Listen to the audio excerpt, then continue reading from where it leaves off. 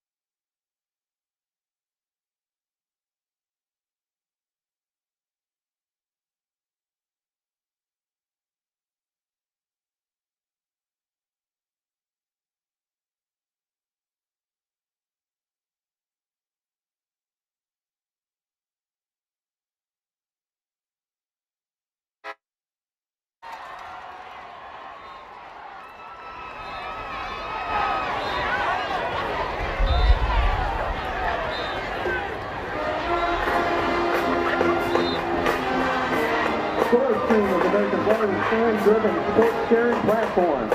Download the app to share sports front of the video from the game. If you start up from the game, visit www.BillsAmericanRivalry.com. As part of the United States Marine partnership of tonight's game, Thursday Night Lights, sponsored by Texas Health Resources, live from Longhorn Stadium in Cedar Hill. This is the Battle of Beltline. Coin toss won by Cedar Hill. They deferred to the second half, so DeSoto, Jonah, will have the football first. We get to see Samari Collier, L.J. Arnold and company make their way out on the field right now and show a little what they can do on their rivals' home field.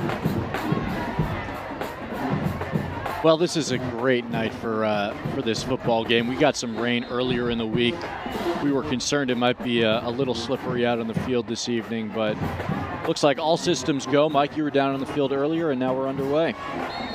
Kickoff is fair caught at the 27-yard line, and DeSoto's offense makes their way out on the football field for play number 1 of the evening here at Longhorn Stadium. Battle of Beltline, district championship on the line. We do appreciate you joining us here on the WFAA Digital Network. We are live on Facebook, YouTube, and WFAA.com. If you're watching on Facebook, please click the share button and let your friends and family know in the Cedar Hill and DeSoto communities that they too can tune in and enjoy the broadcast tonight between two extremely talented football teams. Cedar Hill ranks 16th in the state in 6A. DeSoto has been ranked in the 6A state rankings over the course of the year. They fell out after their loss to Mansfield Summit, but an 8-1 football team looking for a little revenge after they lost this battle last year, 32-17 on their home field. And the first play of the game is a handoff to Jason Brown and nowhere for him to go. Cedar Hill's defense strings him out. And it'll be second down and call it 12, a short loss on the play, Joe. Yeah, both these offenses can pop off in a minute. Cedar Hill and DeSoto like to establish the run at least to start the game, and then they can catch you sleeping on the back end. Second down and 12, yet another handoff, and again, Cedar Hill's defense stands them up.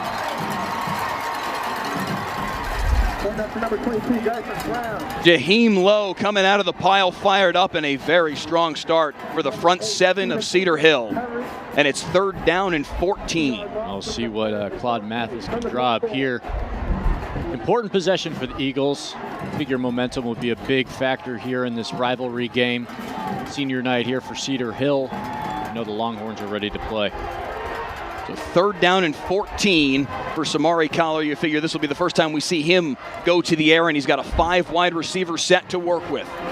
No pressure for Collier. Looks deep down the right sideline. He's got a man wide open. Coming back to the underthrown football is Jaden Wilson. A big hookup, though, across midfield. And a third and 14 conversion, Jonah, for DeSoto. A very strong start here for Samari Collier. Yeah, my goodness, take your pick. There were actually a couple receivers open, including one underneath. Could have picked up the first down. Instead, going deep for a big play now into Longhorn territory. 4 wide receiver set this time, and again, they'll hand it off to Jason Brown. And again, Cedar Hill's defense up to the task. The ground game has done much of nothing so far for DeSoto. Of course, the one passing play there on third and 14 got them across midfield to where they stand right now at the Cedar Hill 43-yard line. Officials with a stoppage of play. I believe it's an official's timeout. Not sure at the moment what they're trying to sort out. 10:19 on the clock here in quarter number 1. Just resetting the play clock. That is our crew chief and referee this evening, Grady Dale.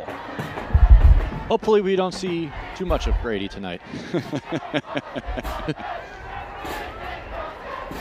Head coaches tonight, Carlos Lynn in his 3rd year at Cedar Hill. Off to a very solid start in those 3 years, 28-11, including 7-2 this year and 6-0 in district play.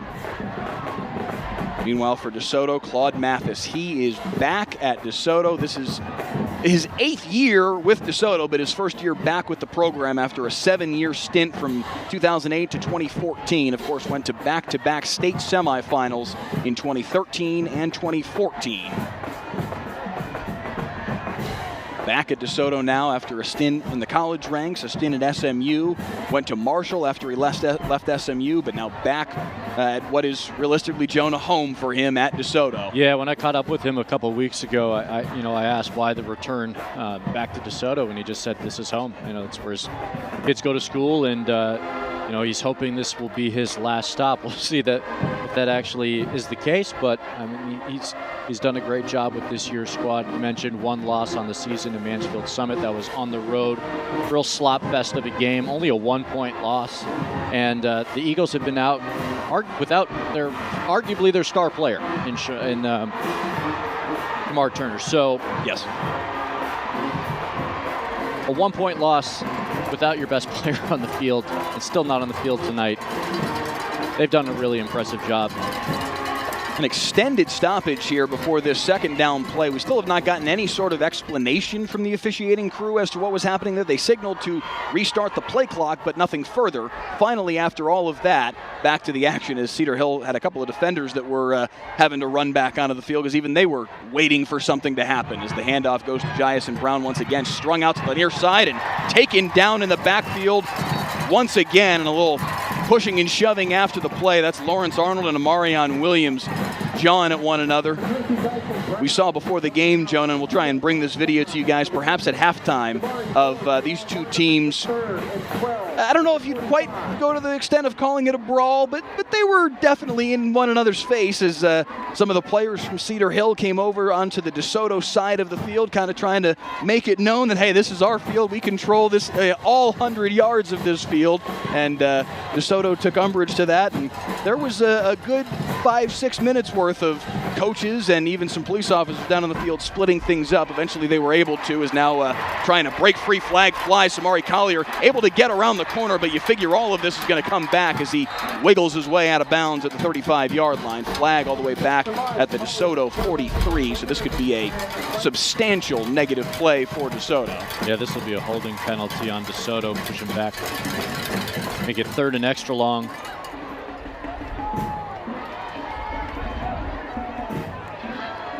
Indeed, it is a hold against DeSoto. And that's going to create third down and quite a ways for the Eagles offense. Yeah, third and 22. Then again, last time they were in third and long, the Eagles chucked it downfield for a massive gain. So I want to put it past this DeSoto offense, to pick up something like this. And it's just an explosive offense. A lot of big plays. They'll try to establish the run, but so far, -7 yards rushing.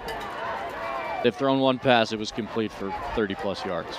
Samari Collier, a stud junior quarterback, one of the top 10 in the area in 6A in passing yards, as is his cohort on the other side. The Cedar Hill quarterback, Caden Salter, throws on the far side, incomplete, through the arms of his intended target, Jaden Wilson, who was the receiver of the other long pass they converted on to convert on third down and 14, and that'll set up fourth down and long. But Collier's got an awful lot of weapons to work with.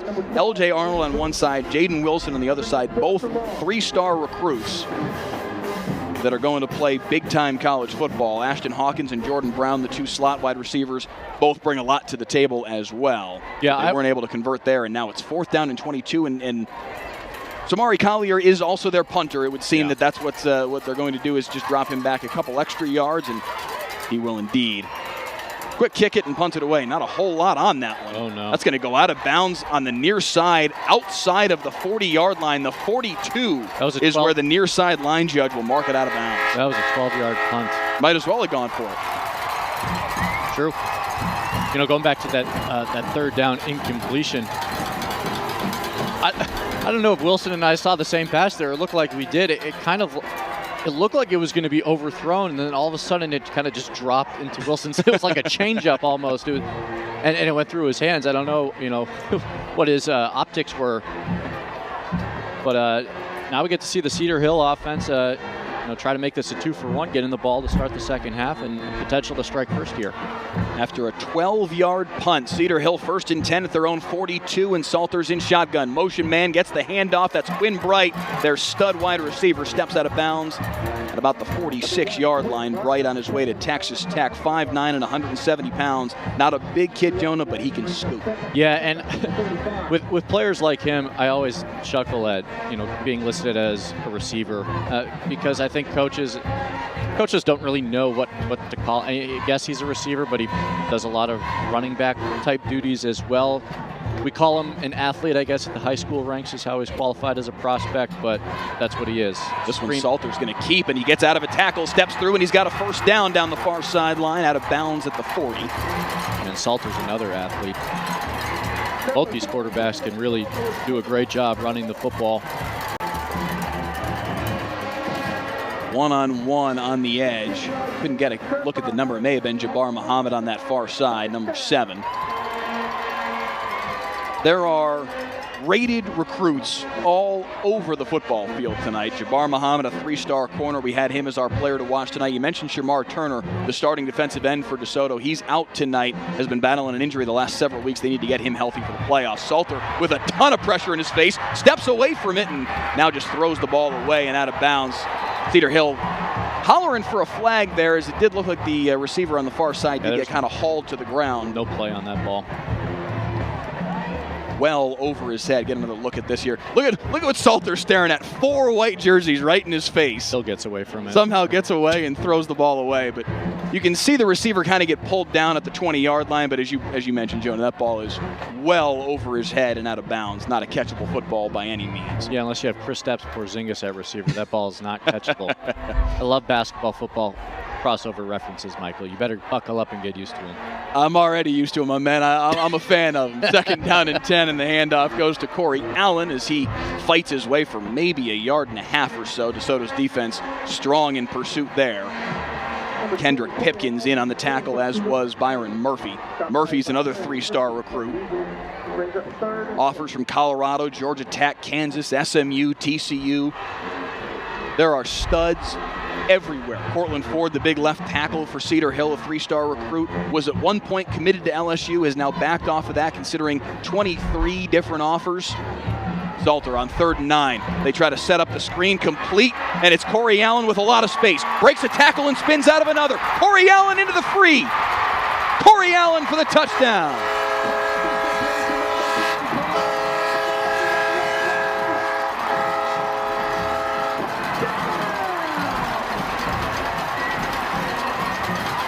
Corey Allen with the first points of the football game. Little screen set up on the right-hand side. Breaks 2 tackles right around the 30-yard line. And from there, he's gone. Absolutely fantastic block by number 74, Carlos Peoples.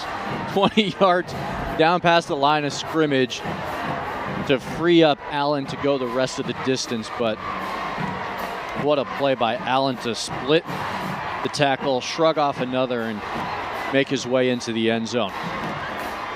7:21 on the clock here in the first quarter. 6-0 in favor of Cedar Hill. The scoreboard in-house reading 7-0 DeSoto. We'll have to flip-flop that, but it is indeed 7-0 Cedar Hill here midway through quarter number 1. Impressive start for the Longhorns offense. You saw a little bit of mix of the ground and pound and go into the air there. The screen pass worked well. We saw Caden Salter under duress a couple of times. This time the Longhorns used that duress to free up open space for a running back, and what a great play by Allen. So 7-0 Cedar Hill, our score. The scoreboard is being worked on. We will flip-flop that. It's Longhorns with the early 7-0 lead. A lot of folks at home screaming at their TVs or their iPhones right now. Yeah, no, that's not right. Reagan Norwood on the Facebook feed saying, "Fix the score." Yeah, we're on it. You're seeing it actually start to change right now. So we'll flip-flop that.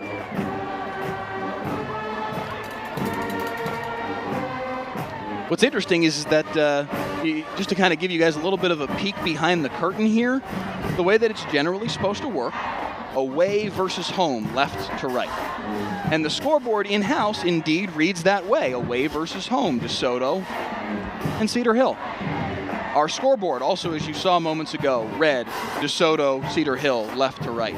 Yet somehow, the scoreboard system that feeds, our scoreboard is fed by the in-house scoreboard as the kickoff is fielded at the 27-yard line once again by DeSoto. This time no fair catch, and this time some wiggle room for DeSoto out across the 40-yard line to the 45. Good field position for the Eagles as Ashton Hawkins able to fight his way forward. Somehow there must have been a signal crossed because the left side of the scoreboard was feeding the right side of our scoreboard, and the right side of the scoreboard was feeding the left side of our scoreboard. So how or why that's happening, we're not sure, but we are on it, and it is indeed 7-0 in favor of Cedar Hill as Caden Salter hit Corey Allen on the screen pass on 3rd down and 9. And there we are, number 16 Cedar Hill with an early 7-0 lead, just shy of 5 minutes into the football game tonight.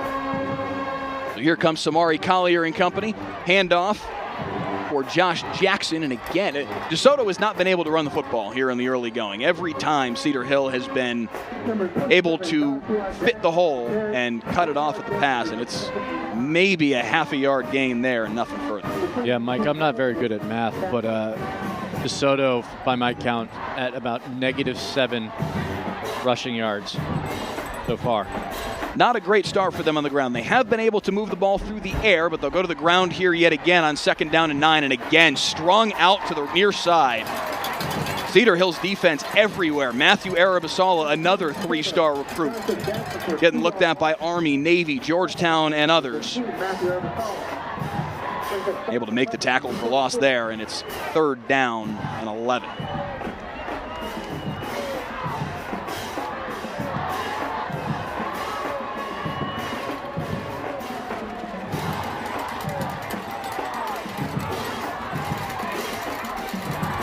See what DeSoto can do here on yet another 3rd and long, Jonah. It's again Collier in shotgun, 4 wide receiver set. Pressure in his face immediately, rolls to the far side, and taken down in the backfield. He threw the ball at the very last moment. They're going to mark him out of bounds, though, and that will go down as a sack and a massive loss all the way back at the 36-yard line. Collier palms to the sky, asking the officials how that wasn't ruled an incomplete pass. Frankly, it doesn't matter because that would have been intentional grounding anyway. Beg your pardon, at the 33. But absolutely, that would have either been a sack or intentional grounding. The end result would be the same, and it's 4th down and a mile. So the fella who just busted through the offensive line there for Cedar Hill and just chased Collier to the sideline, that is Leon Young. What you might not know about Leon Young is he is one of the best bodybuilders, squatters, weightlifters, the term I'm looking for, weightlifters. As that punt bounces backwards and stops right at midfield. Go ahead. In the area. Yeah, when Coach Lynn said this to me earlier this week, my eyes bugged out of my head. He squats almost 600 something, almost 700 pounds. The way that Carlos Lynn explained it to me earlier this week was to say that if he doesn't squat 700 plus at some point this year, he'll be surprised. Here's the fun thing. He's musically inclined. plays a number of instruments. His dad is the band director, Leon Young. What a fella. Complete package as back in the offensive end comes Caden Salter and company. Again, pressure in his face, and again, he's able to squirt away and he get back to the line of scrimmage, not quite. He'll go out of bounds after a loss of about 2 at his own 48-yard line. Salter's going to be tough. I mean, both of these quarterbacks are going to be tough to chase down for these defensive lines tonight. You're going to have to bring probably more than just your 4 defensive linemen to actually get them on the ground. Both of these teams have been able to get pressure early on, Jonah, bringing just their front 4. But there's a difference between getting pressure and flushing them out of the pocket and actually taking them down for a sack. Officially, that does go down as a sack, a loss of 3, and it's 2nd and 13. Handoff up the middle and an awful lot of running room. Kevin Young into the clear. Kevin Young to the pylon. Touchdown, Cedar Hill. Oh, we are going to hear this kid's name for a long time. Just a junior, getting a ton of Division I looks, and you got a nice look at him there.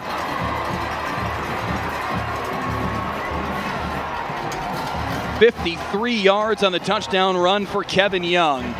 And once he got to the second level, it was over. Yeah, Kevin Young Jr. 13-0 is coming on for the extra point for Cedar Hill is Max Mata.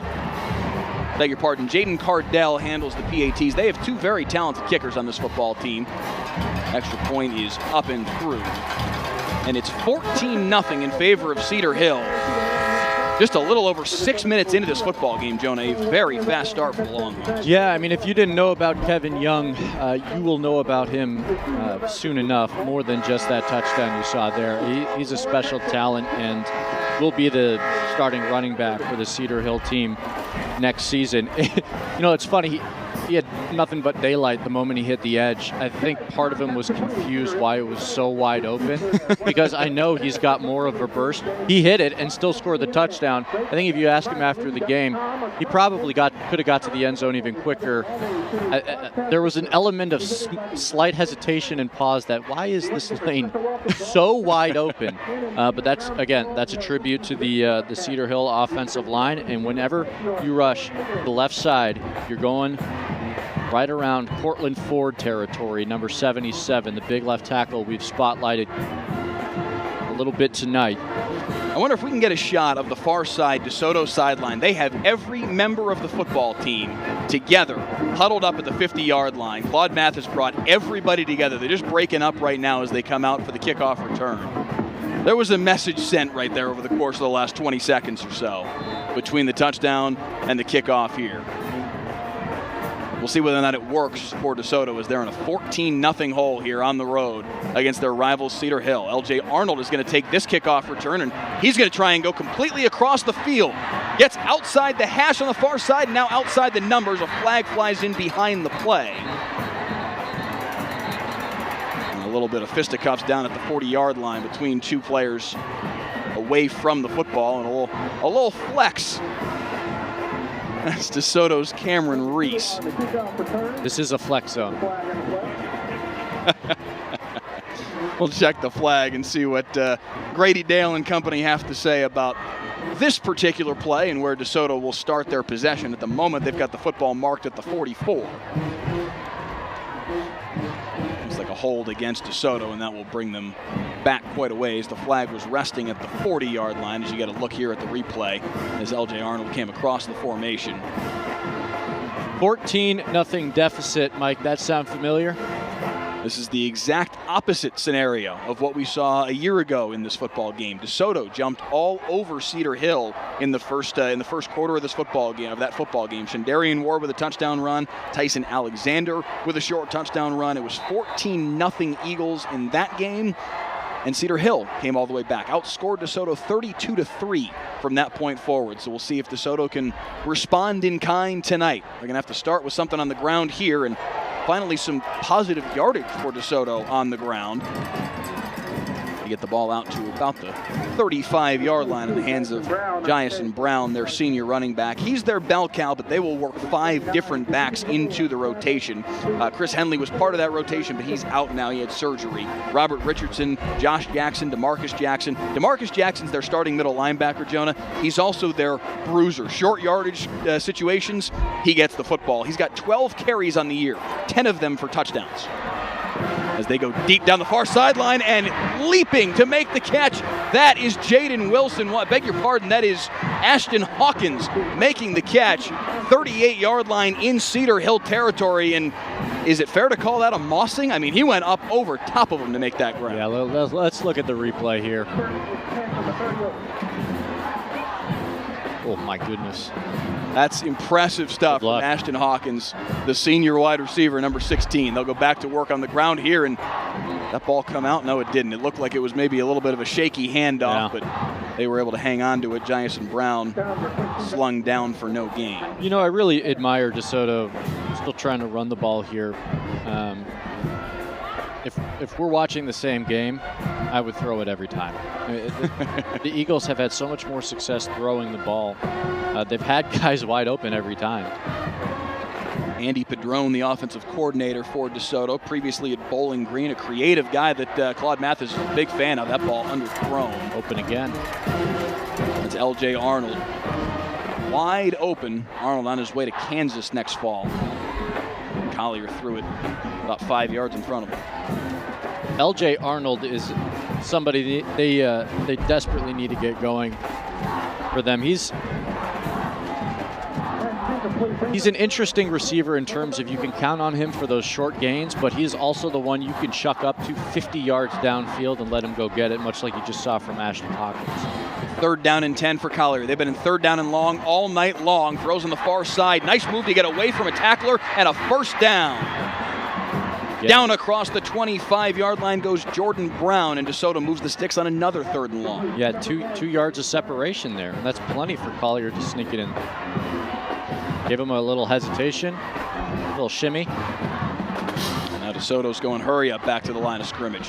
4 wide receiver set. Will they get a free play here? They'll hand it off up the middle. And putting his shoulder down to get across the 20 is Jason Brown once again. Yeah, I'd like to see them run north-south. They've been more successful doing that now. Back-to-back positive yardage run plays after -9 yards rushing to start the game. Kevin Wayne in the comments was a gentleman that was watching last week when we did South Oak Cliff and Kimball. He told us to look out for Kevin Young, the running back from Cedar Hill. He certainly did. Sure enough, in the opening quarter, Kevin Young with a 53-yard touchdown run. That's what has set up this current 14-0 margin. DeSoto trying to answer now. Collier dancing in the backfield, rolling to the right-hand side, and just has to throw it away. It looked like they were trying to set something up, and they weren't able to make anything work there. I'm not sure what it looked like. Maybe they're trying to set up a screen on the near side, but Collier had to get flushed out of the pocket there. It was something didn't work there for DeSoto, and ultimately it goes down as an incomplete pass, and it'll be 3rd and 5. Yeah, once again, Leon Young on the chase. Good luck. I mean, dude squats 1,000,000 pounds. He's gonna get you. So under 2.5 to play first quarter. 14-0 Cedar Hill, but DeSoto with 3rd down and 5 inside the red zone. Collier with 5 wide receivers. 3 to the bottom side of your screen.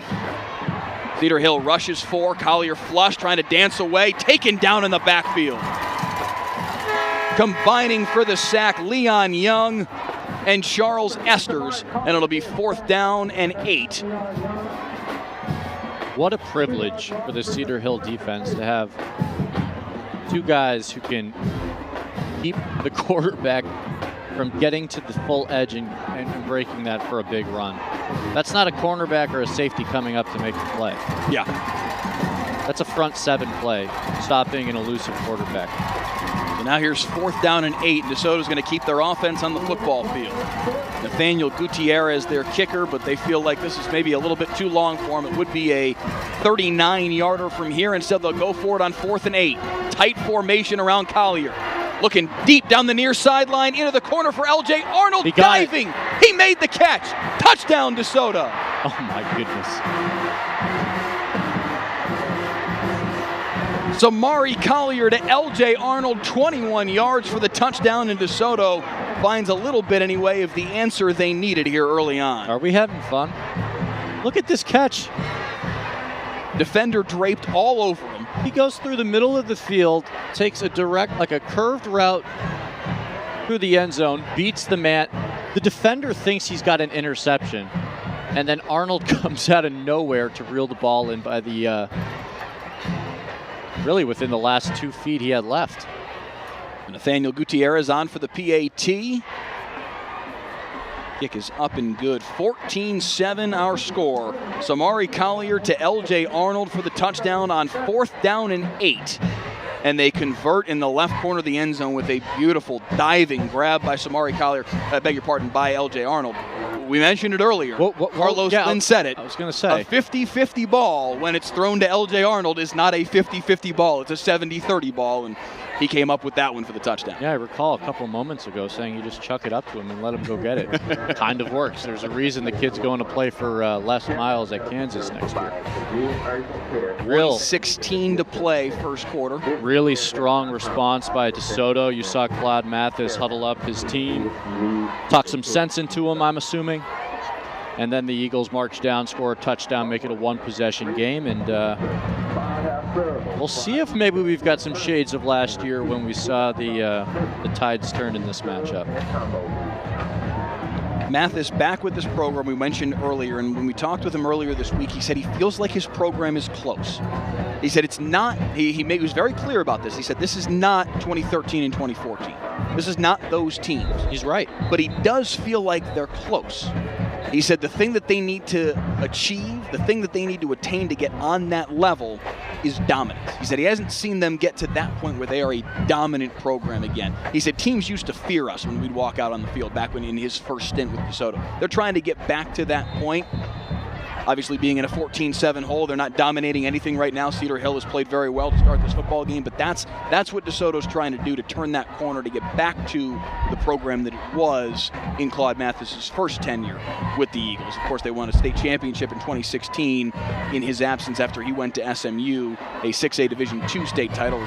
Look at the wind take that kick to the near side. Yeesh. And out of bounds. We have been fortunate enough tonight to not have the rain stick around this evening, but the wind, I mean, you can see it. I don't know if you can see it on this shot right now. The flags at the very top of the screen, every single one of them pinned from left to right. And the wind knocked that kickoff down immediately out of bounds at the 35, and they'll walk it forward to the 40. And that's where Cedar Hill's offense will get back to work. You're spot on, or at least Claude Mathis is spot on in his assessment of his team. His best players are all juniors or younger. I mean, he's got a couple good seniors. Obviously, Jabbar Muhammad, 3-star prospect from Oklahoma State. But, I mean, Shamar Turner, Chris Henley's a sophomore. He's good. The quarterback, Samari Collier. The best is yet to come. And off up the middle for Corey Allen. And look at DeSoto's defense cutting it off at the pass. Welcome. And that is Shamar Turner. Big number 32 out on the football field. We did not expect to see him tonight. We were told he wasn't going to play tonight. And yet here he is. Surprise. That, frankly, is quite a surprise. I was told earlier this week by Coach Mathis that he wasn't going to play tonight. Able to fight through the injury that he's been battling back from for several weeks, and out on the football field tonight in a rivalry football game is chasing him out of bounds on the near side is DeSoto's DeMarcus Jackson. That's the middle linebacker we were talking about before that also will come out on the field and run the football for them on the offensive side in short yardage situations. Salter runs out of bounds for a loss, and it will be 3rd down and 15 now. Well, this is Turner's first game in weeks. Every indication that we had coming into tonight was that Shamar Turner was not going to play. I cannot imagine he's 100%, but that ball dropped over the middle.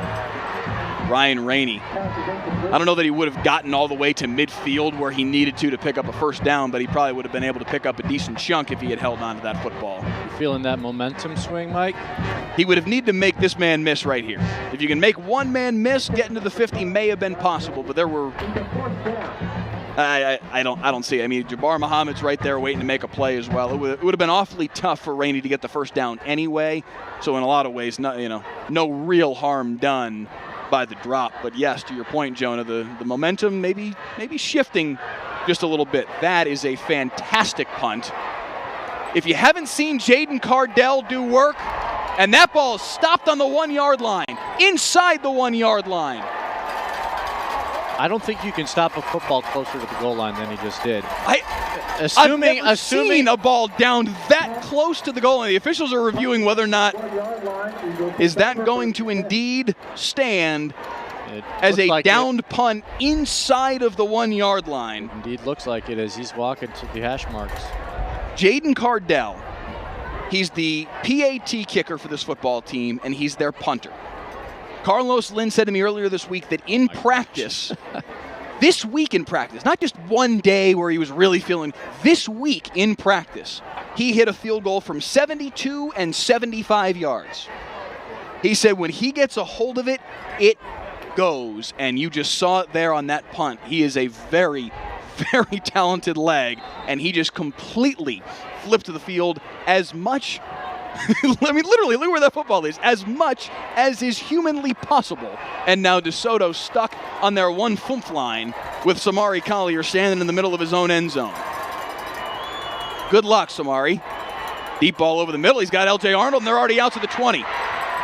out to the 22, and for a half a second I thought we were going to have a 99.9-yard touchdown pass. We were going to see legit the longest touchdown you could ever have in a football game.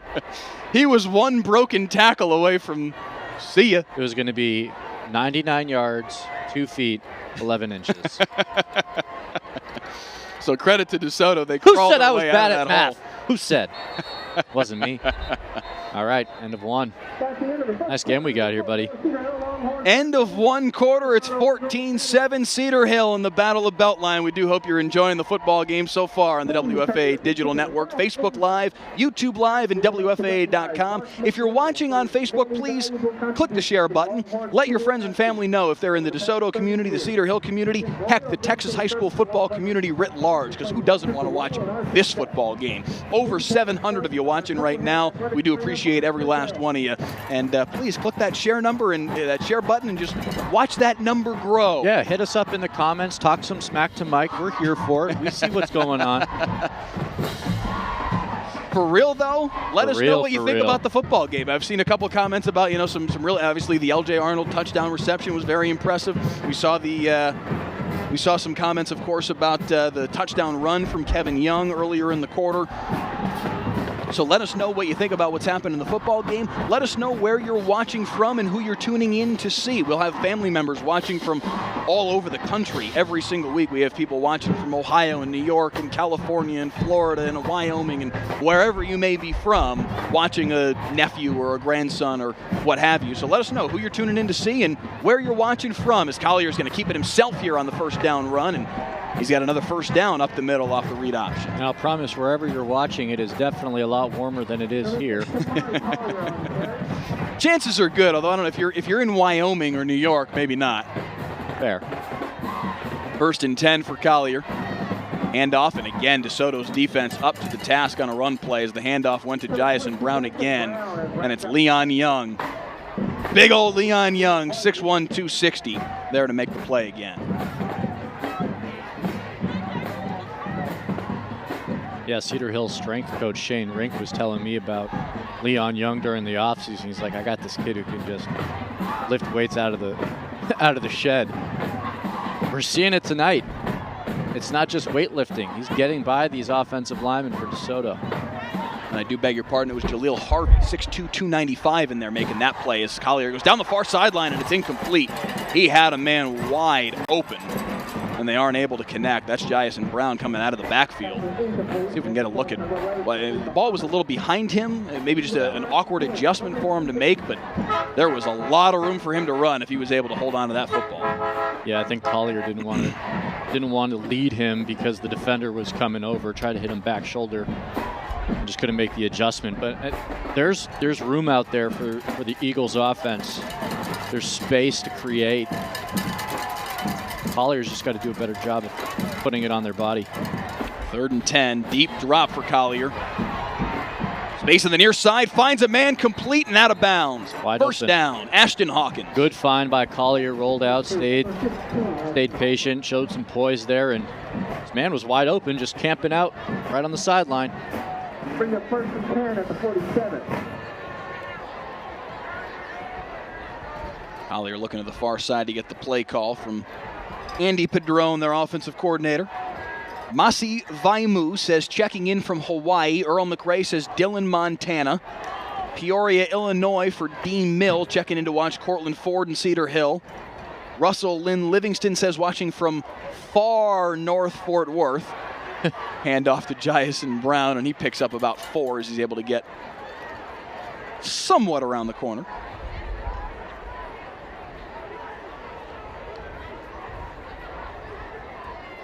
Jackie Pruitt watching from Ennis, Texas. Rusty Griffin watching from Duncanville, looking at safety Kendall Stevens, he says. Kevin Jackson says he's watching from Kansas, says let's go Horns, with a TTHL on the back end of it. 2nd down, and we'll call it 7, so maybe a gain of 3 there for Brown on the last play. Tight formation again here for Samari Collier. All 4 wide receivers inside about 5 yards of the offensive line. Flushed forward in the pocket. Now comes to the near side. Flag is down. Fires downfield, incomplete.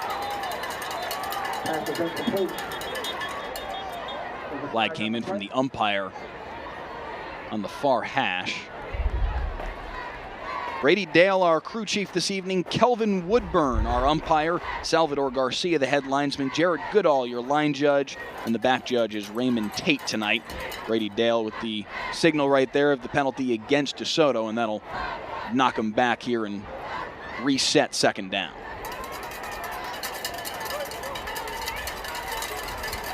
Angel Gonzalez says, watching from Cedar Hill, says she can hear the band.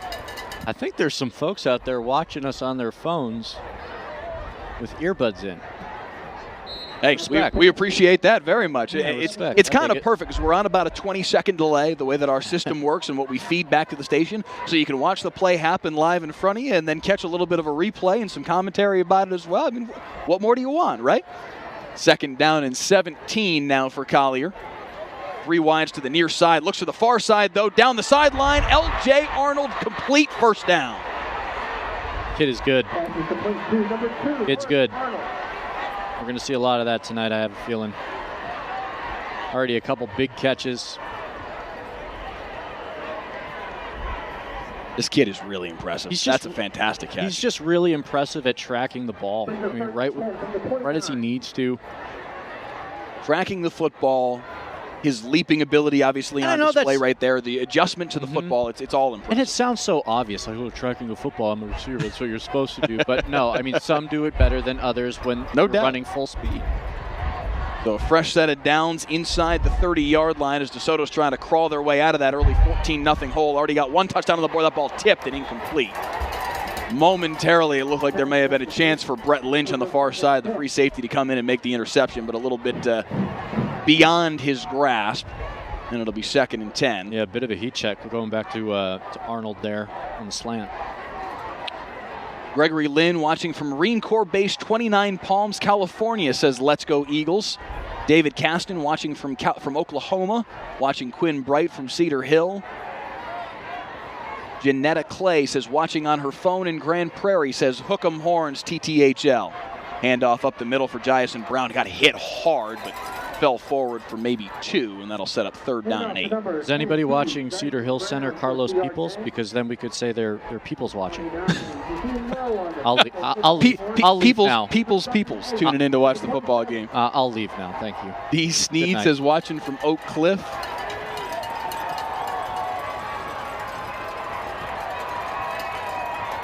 Tori Smitty Boy Smith says, watching Cam Hutchings, number 2, the wide receiver from Cedar Hill.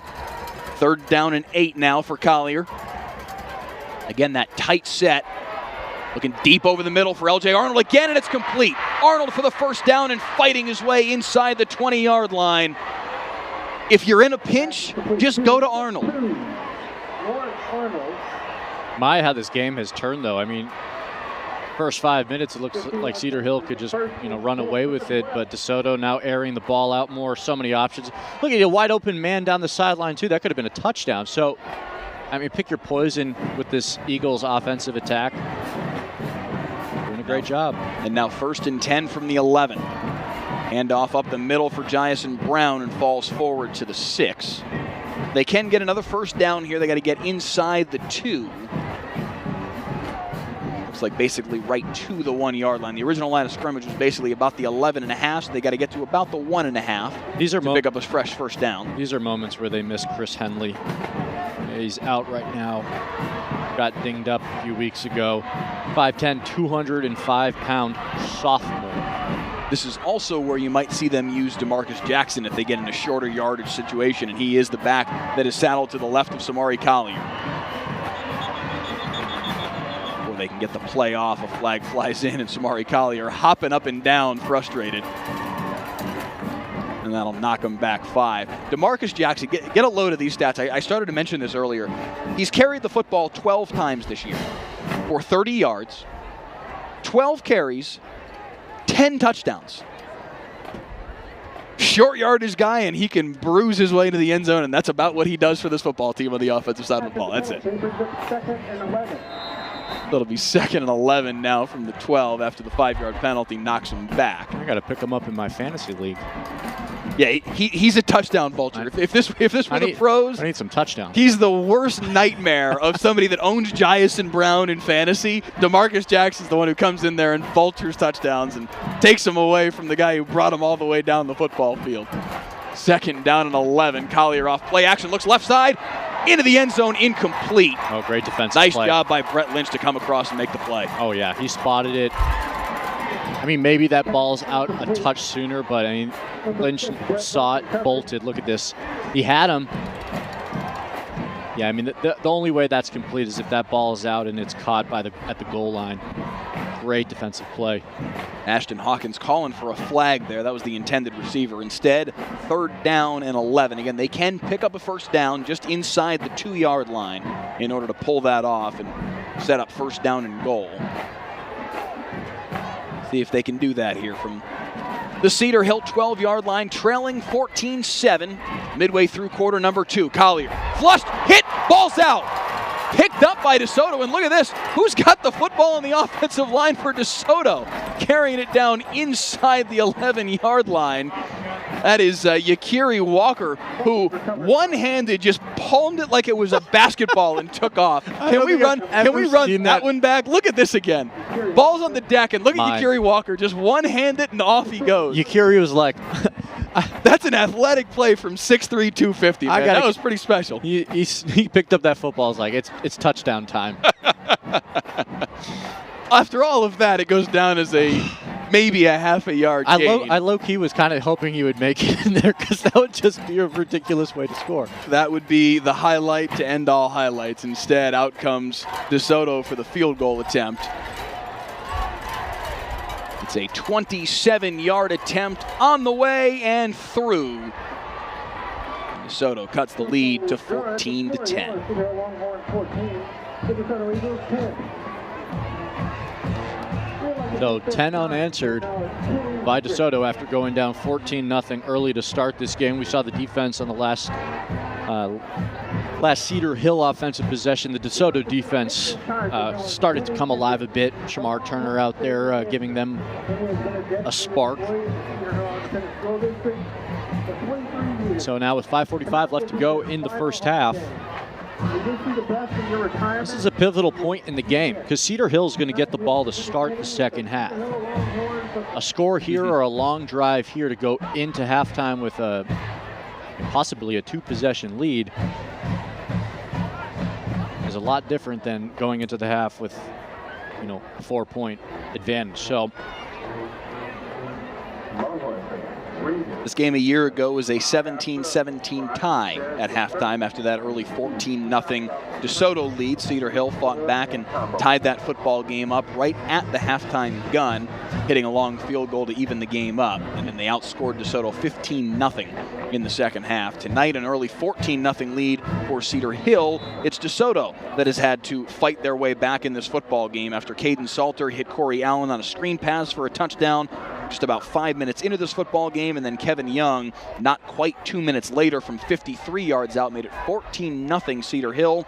Since then, the Samari Collier to LJ Arnold touchdown pass on 4th down and 8, and then that Nathaniel Gutierrez 27-yard field goal you saw just a moment ago to make it 14-10. This kickoff down the far sideline and out of bounds, and that will yet again bring the ball forward.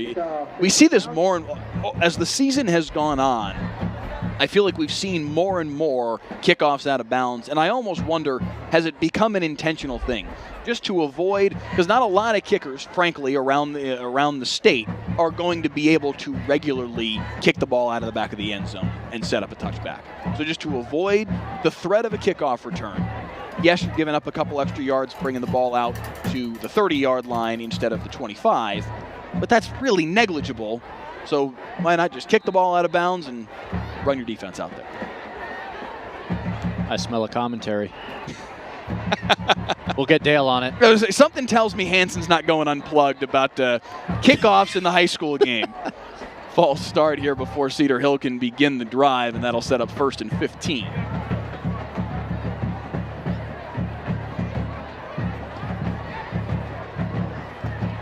$14-10 our tally at the moment. Cedar Hill trying to kind of find its way again after a very strong start. Now Desoto has had the better of play over the last half a quarter or so. Cut the lead from 14 down to 4, and now flags again. Cedar Hill has not yet snapped the football on this drive, and they've had back-to-back false starts, and it'll be 1st and 20.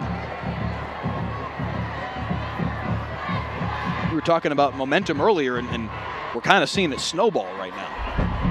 Yeah, I mean, the last thing you want after giving up 10 unanswered is to have back-to-back false starts to start a drive.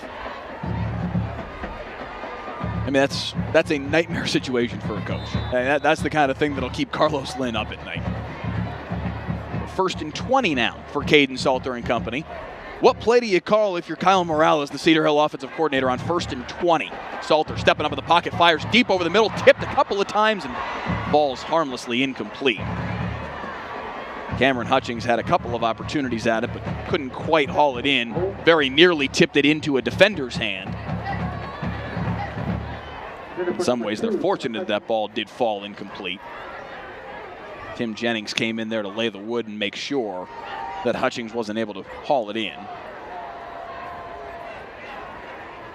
Both of these teams are playoff bound, both as number 1 seeds in their respective divisions. DeSoto will be the number 1 seed out of District 7 6A in Division 1, and Cedar Hill will be the number 1 seed in Division 2. As a big hit as they tried to set up the screen. Flying in to make the tackle is Devin Bobby, the sophomore safety. That's the little brother of Des White, who went to TCU, former DeSoto player. And like he was shot out of a cannon. Just a sophomore. Gonna be some valuable experience for him. Not an empty seat in the house here tonight at Longhorn Stadium for a 14-10 football game here midway through the second quarter. Delayed handoff, and DeSoto not fooled by it.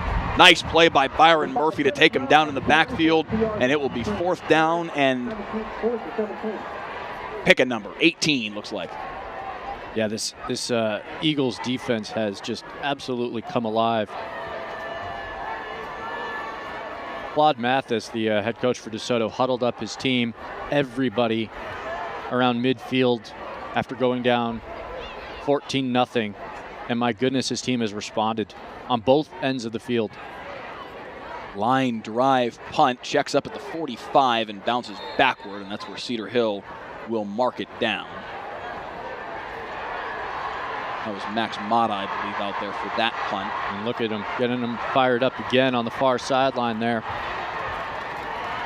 There is no shortage of emotion in this football game. We talked about it off the top between these two teams and what we saw pregame.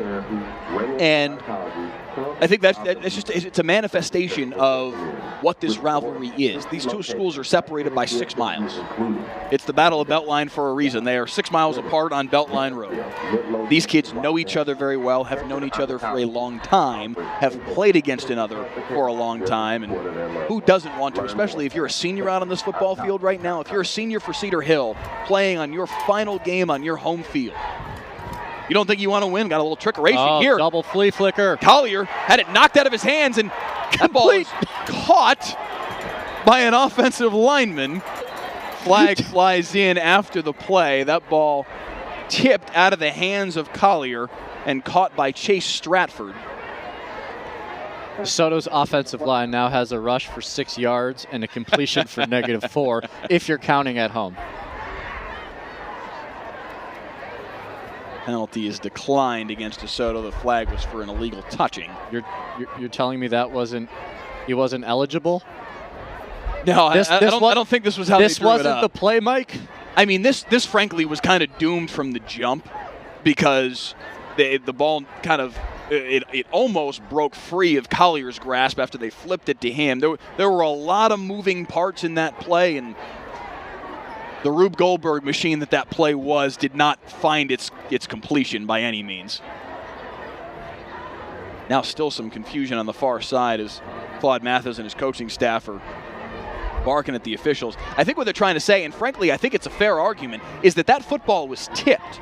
So the illegal touching, it shouldn't apply here. That ball was not thrown to Chase Stratford. It was tipped out of the hands of the quarterback, Samari Collier, and just happened to flutter into the arms of Chase Stratford. Looks like they might. And the officials are going to group up and talk this through and figure out what the right outcome here should be. But I think DeSoto certainly has a case. Not that it's going to make any substantial difference in the play or the outcome here. It's still going to be second down and a long way. And if there's but it shouldn't have been a penalty against us. Right, and if there's any image that makes you want to watch a football game more, it's the one on your screen right now.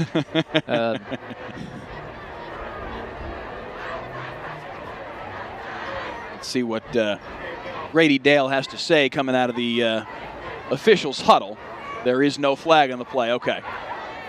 So indeed, DeSoto and Claude Mathis, Johnny on the spot there, picking up and if you're a Cedar Hill fan saying, it was the right call. It was the right call. That ball was very clearly tipped out of the hands of Samari Collier. It's a loss of 4 yards. Exactly. It's a loss of 4, so it's 2nd and 14, which, after all of that, Cedar Hill declined the penalty, so there really was no reason for this conversation anyway, because the result of the play is what ended up being the situation anyway, so it really doesn't matter.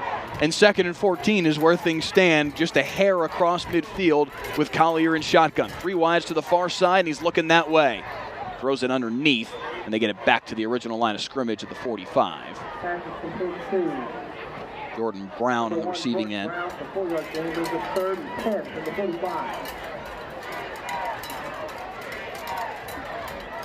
John Vincent Lasker in the comments says, wow, lucky play there for DeSoto. In a lot of ways, he's right, because that could have been much worse than simply caught by your right tackle for a 4-yard loss. Yeah, no kidding. It could have been fumble. It could have been pick. Could have been pick 6.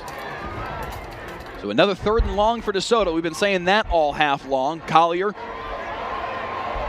Pressure, and he's going to be taken down in the backfield. DeSoto only rushing 4, and they get to him. Esters, Arabasala, Dunn, and Young combining to take down the junior quarterback, and it'll be 4th down and 15. Yeah,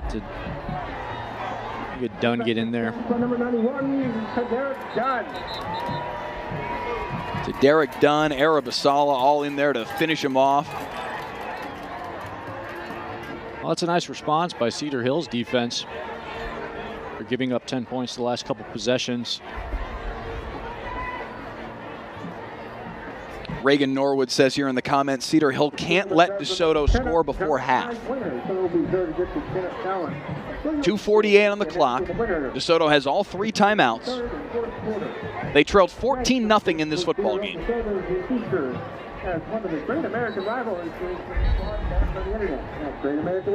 I would imagine on 4th and 16, they're going to punt the football away. Ball's at midfield, but we did see them punt the ball for a grand total of 12 yards earlier. Yeah, this time they're punting with the wind, though, so it might help them out a little bit. We saw a punt earlier tonight from Jaden Cardell of Cedar Hill that was certainly helped by the wind. That was a massive punt. Down at the 1-inch line. And again, I've never seen, you hear people, at the 1-inch line, the 1-inch. I mean, that couldn't have been any more literally the 1-inch line. There was no room between that football and the goal line. And credit to DeSoto, they somehow wiggled their way out of that disastrous situation. Yeah, and got points out of it. So back to receive for Cedar Hill will be Kevin Young as DeSoto comes out of the huddle. Samari Collier, their quarterback, is also their punter, which of course opens up some opportunities for you in the potential fake game. But on 4th and 16, that's an awful lot to ask. DeSoto motions their gunners out of the formation. High snap that Collier has to wait for, but he does haul it in and punt the football away. No pressure on him, so he was able to get it off cleanly. And that ball dies inside the 10, and that's where we'll see Cedar Hill's offense get back to work.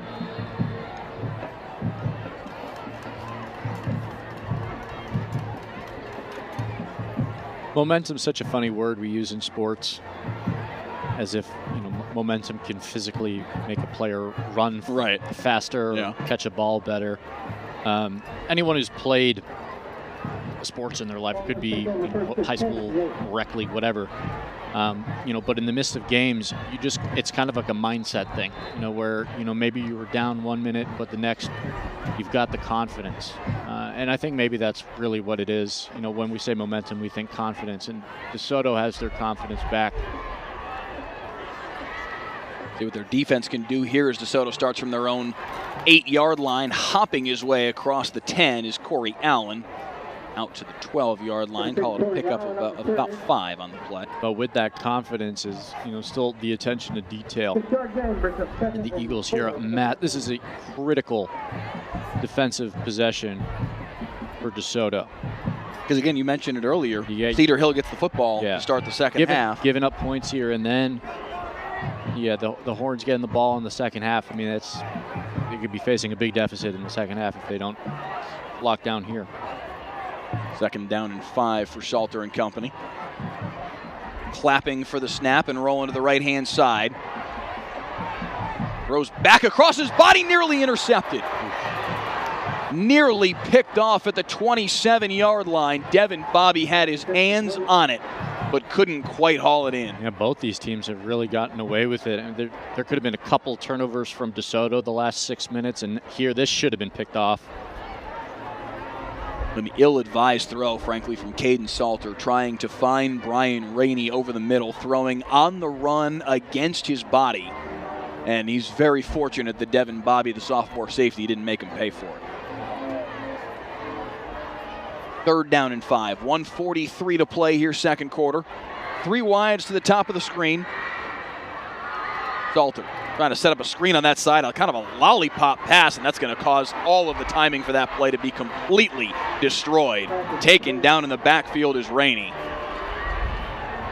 And it will be 4th down and about 9. I don't know if that ball got tipped or what, but that play, the moment the ball was that high in the air on a screen pass, the play was dead. Too much time for DeSoto's defense to rally around him and make the play. And that's really the risk you take with these screen passes. I mean, if it's not picture perfect, that thing's getting blown up for a loss. So DeSoto's defense, again, holds strong, bringing up 4th and 8. 90 seconds left. You would imagine Eagles will get the ball back, good field position, and a chance to get some points on the board before halftime. So a minute and a half to play now in the first half.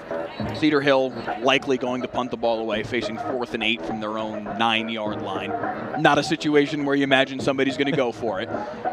DeSoto, you figure, especially given that Cedar Hill is going to be punting into the wind here, and we've seen how strong the wind is tonight, you're going to get great field position here if you're DeSoto. 2 timeouts left for the Eagles. And they've reset the clock to a minute 35 now, so a little extra time for DeSoto to work with. I wonder if the Eagles might put some pressure on. A little bit of a high snap. They didn't send anybody back to receive this kick. Checks up at the 35 and bounce to the 41 and fall dead. I don't know. I mean, maybe they figured they didn't come after the punt. Maybe you know what? I actually kind of understand it. Because punting into the wind, you figure that the punt's not going to go very far. And the last thing you want is it to take a weird bounce, hit your player, and then it's recovered by Cedar Hill. So this way they kind of eliminate, any potential for a turnover and get the ball 41 yards with a $125. We know this Eagles offense could strike fast, so yeah, potential to make this even to take the lead, which is crazy to think after how this game started. 41-yard line in Cedar Hill territory is where Samari Collier and the DeSoto offense take over. Trailing 14-10, they trailed 14-0. Just 6 minutes and 43 seconds into this football game, but here they are with an opportunity to perhaps take the lead before halftime. Collier looking deep over the middle. Into single coverage in the end zone and incomplete. Jordan Brown was his man out there, but I'm not sure that Brown knew it was coming until maybe too late, Jonah. Yeah, a similar play call to the one that DeSoto converted for a touchdown to L.J. Arnold earlier. Similar route. I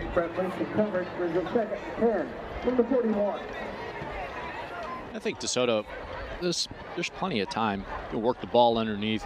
I don't think this has to be, take shots 30 yards downfield.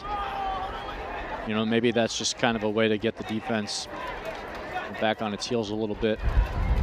They certainly have all the time in the world. Two timeouts left, and you're 41 yards away. That's an eternity in high school football. So there's time to work with as they throw on the near side, and a big hit, nearly intercepted. Ouch. He got folded backward, did Jordan Brown.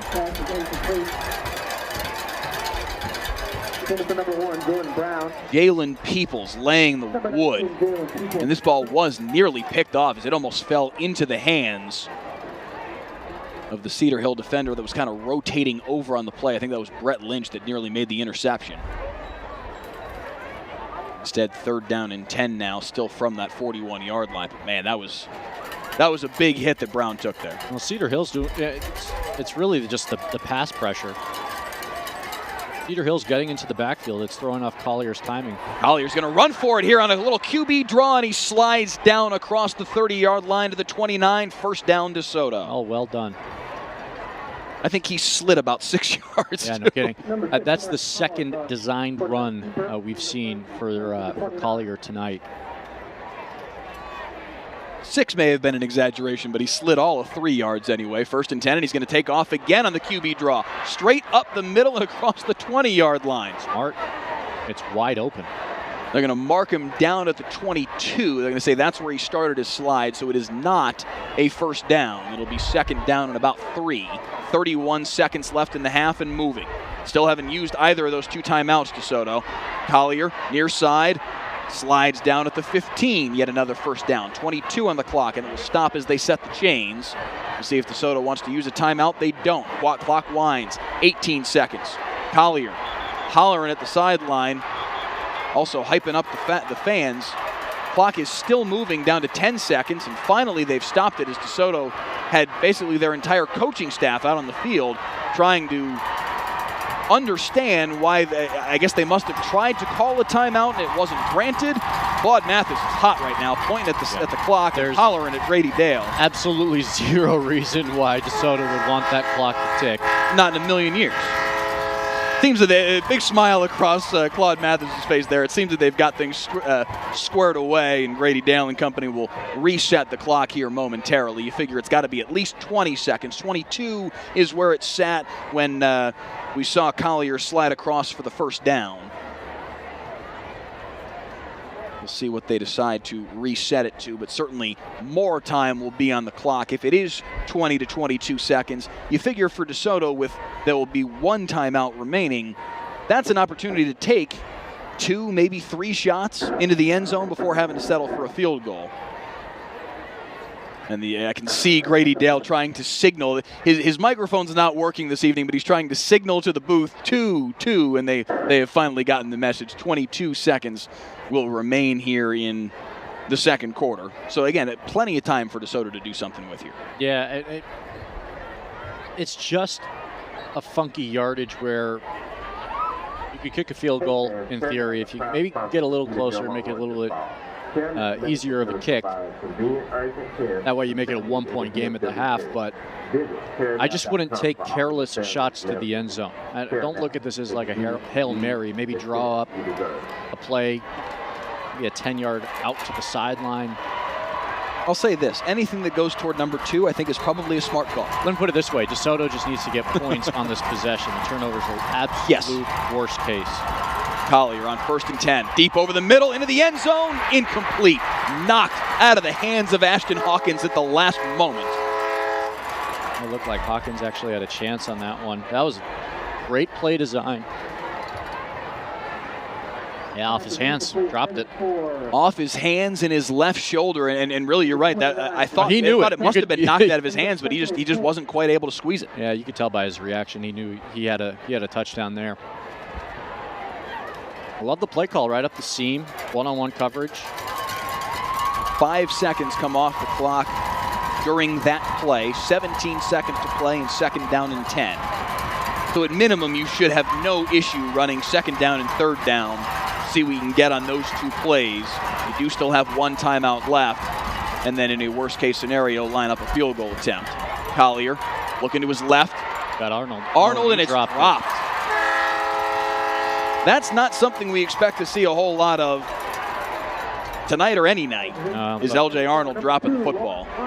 He was open over the middle. I don't know that he would have gotten to the end zone, but he probably would have had a first down at least. He had to get to the 6. Oh, man. Pace of the drops. I don't know what it is. It feels like it's contagious. Whenever you see somebody drop it, next person drops it. 4 seconds come off on that play, and with 13 to play, it's 3rd and 10 for Collier. Who wants to catch the football?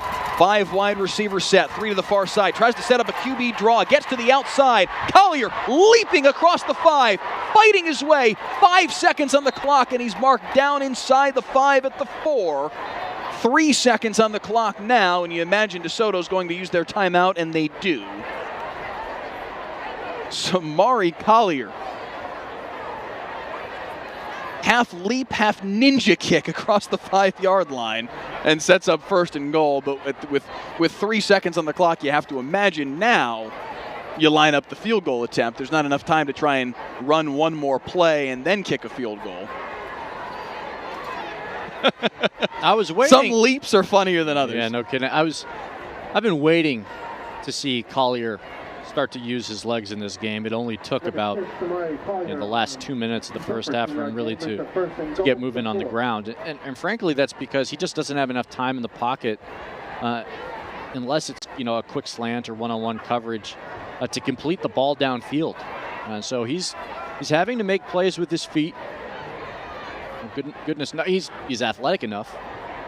There's no doubt of that. Yeah, no. If there were any questions, they were just answered right there. I covered a game of his earlier this year, and I think he had like a 50-yard run, broke 4 tackles, spin moves.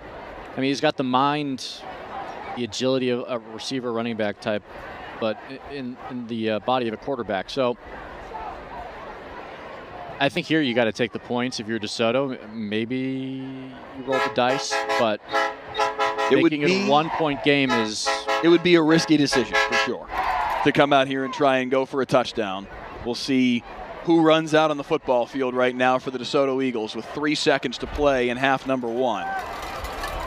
And they will indeed send Nathaniel Gutierrez out for a field goal that would cut what was originally a 14-0 Cedar Hill lead down to just a point here before halftime.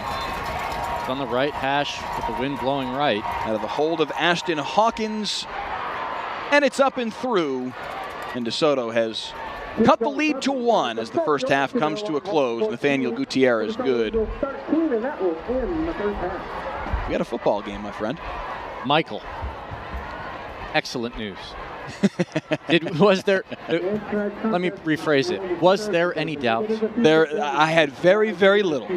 When these two teams get together, not only can you just throw out the records, you can buckle up because it's going to be a ride. The way this game started, some pushing and shoving, some words exchanged down on the field. You were caught up in the middle of it, getting some footage for us. And footage we're going to try and bring you guys here at halftime. I'm just glad you didn't have a bloody nose when you came back up to the booth. But I'll tell you one thing. The thing I'm probably luckiest that didn't happen there was that I didn't have a cleat go through my shoes because I got stepped on quite a few times in the middle of all that, but that is one thing we're going to try and queue up for you guys here at halftime is that video. I thought you were going to say the luckiest thing is that my hair didn't get ruined or touched, but I'm glad you were worried about your feet. My hair was probably concerned. I know, you're wondering how do we segue to halftime, but just go for it. 14-13 our score through 1 half of play. DeSoto with the first 14 points of the half. DeSoto with the final 13. And that's where we stand after 24 minutes of action. Now, 28 minutes worth of bands. We hope you enjoy the show from both DeSoto and Cedar Hill over the course of this senior night halftime show. And we will see you guys for the second half in just a little bit. And now, presenting the pride of DeSoto, the Eagle Band. The band under the field direction of drum majors, Raven Person, Lacey Nelson, and Michelle Collins. The band had a very successful season and placed second in the U.S. Band Summer School in Chattanooga, Tennessee. They also earned a Division I rating at the Region 20 UIL Market. Please join me in congratulating the Eagle Band. Tonight, the band has decided to put their competition show to play and give you all exclusive at this year's playoff show. We are taking the place where the best food is served. Come with us and we celebrate New Orleans, Louisiana. The Eagle Band is guaranteed to sit up here. Get ready to move with the Desoto Eagle Band.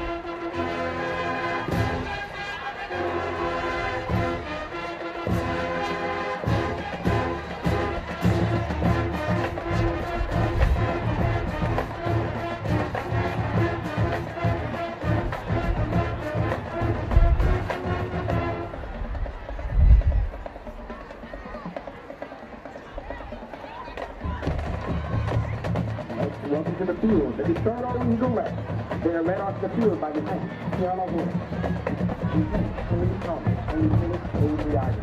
Performing their exciting routine to Thomas by New Orleans' own Rick.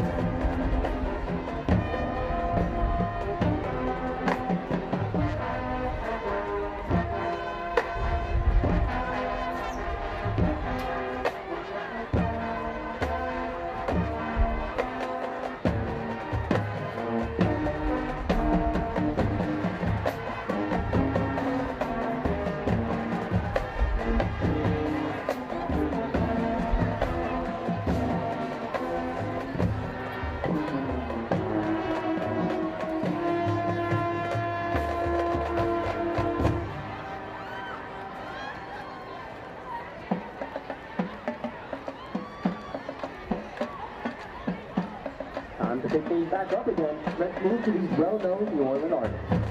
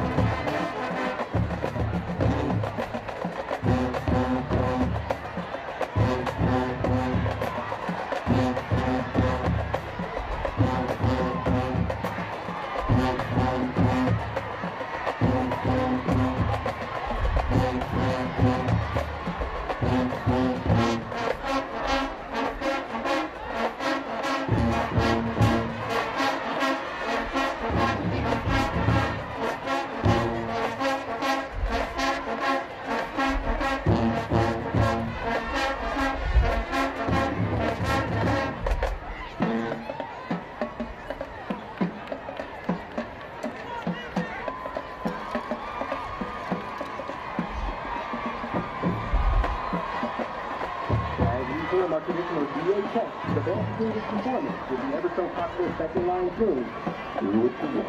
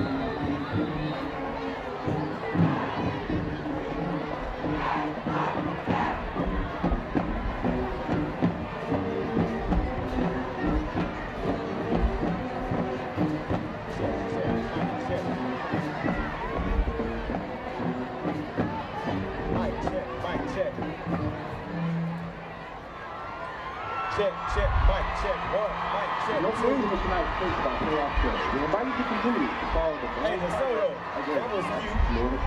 The board would like to thank the parents and chaperones for all of the hard work and time donated to the band program this week.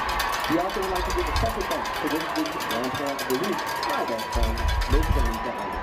Thank you for your love and dedication to the band program. The directors of the Eagle Marching Band are Valencia, About That Action and Royal, Brian, Ricky Wilson, Lynette, No Season Artista Anderson, and Robert, Get Out of My Way, Holloway, and some other dude named Ford Mitchell. The director of the director is Christy. Let's move on to the Federal Independent School District, and Mr. Delton, E.B.B. Brown.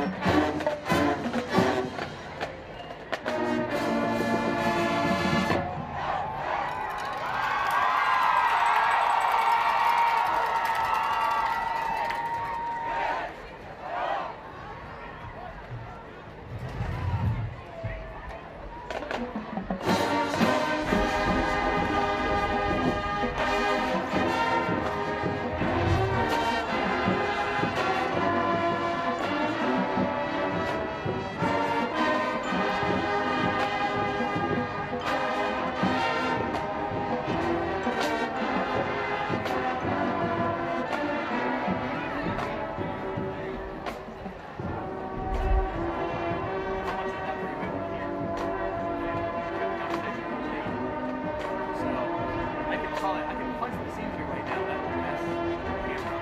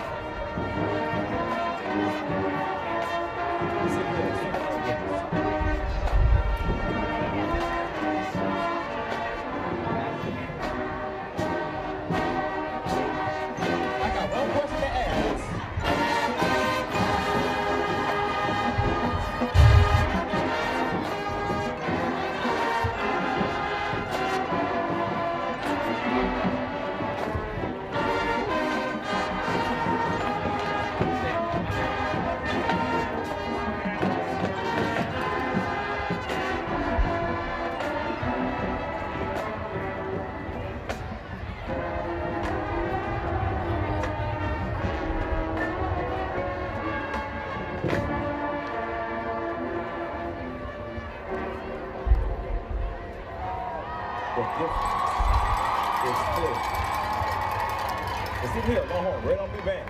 Sounds up. Superior.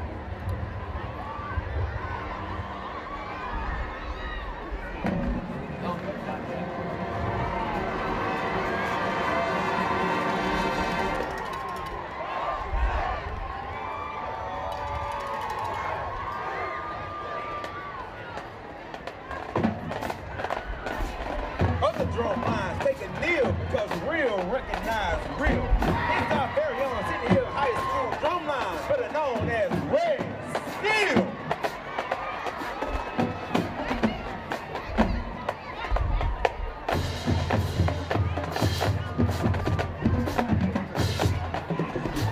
This is a real drum.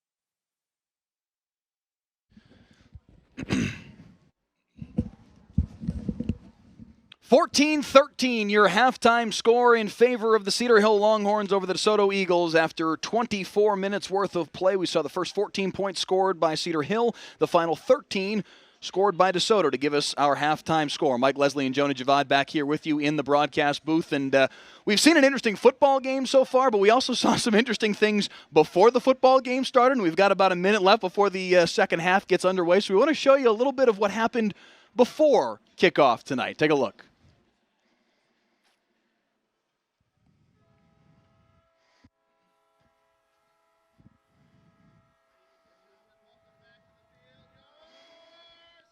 So this is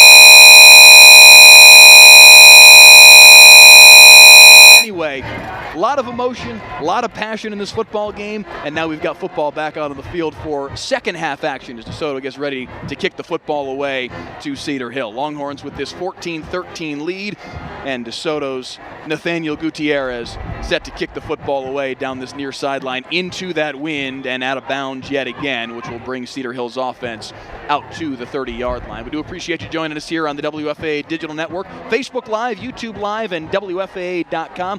Please, if you're watching at home, click the share button. Let your friends and family in the Cedar Hill community, the DeSoto community, the Texas high school football community writ large know that they can tune in and enjoy this football game between two very, very talented football teams, two of the best in the state in 6A. And they'll bring the ball out to the 37 based on where that ball went out of bounds at the 32. For Caden Salter and the Longhorns offense. 1 point lead for them, but they have not scored a point, Jonah, since the 5-minute and 17-second mark of quarter number one. Let's see what they can do on their opening possession here in the third quarter as the handoff goes to Corey Allen for a pickup of about a yard. We were just going over the first half stats, and it's remarkable, for having 14 points, you'd think Cedar Hill was moving the football with ease, and really those 14 points just came on a couple long touchdowns. 3 first downs for the Longhorns the entire first half?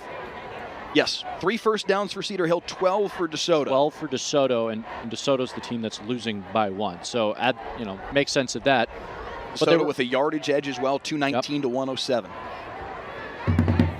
Second down and 9 for Caden Salter at a shotgun off play action, looking to the left-hand side, pressure in his face, escapes to the near side though, gets out of the pocket and he's across the 40, across the 45, he's still in bounds. Caden Salter with the first down.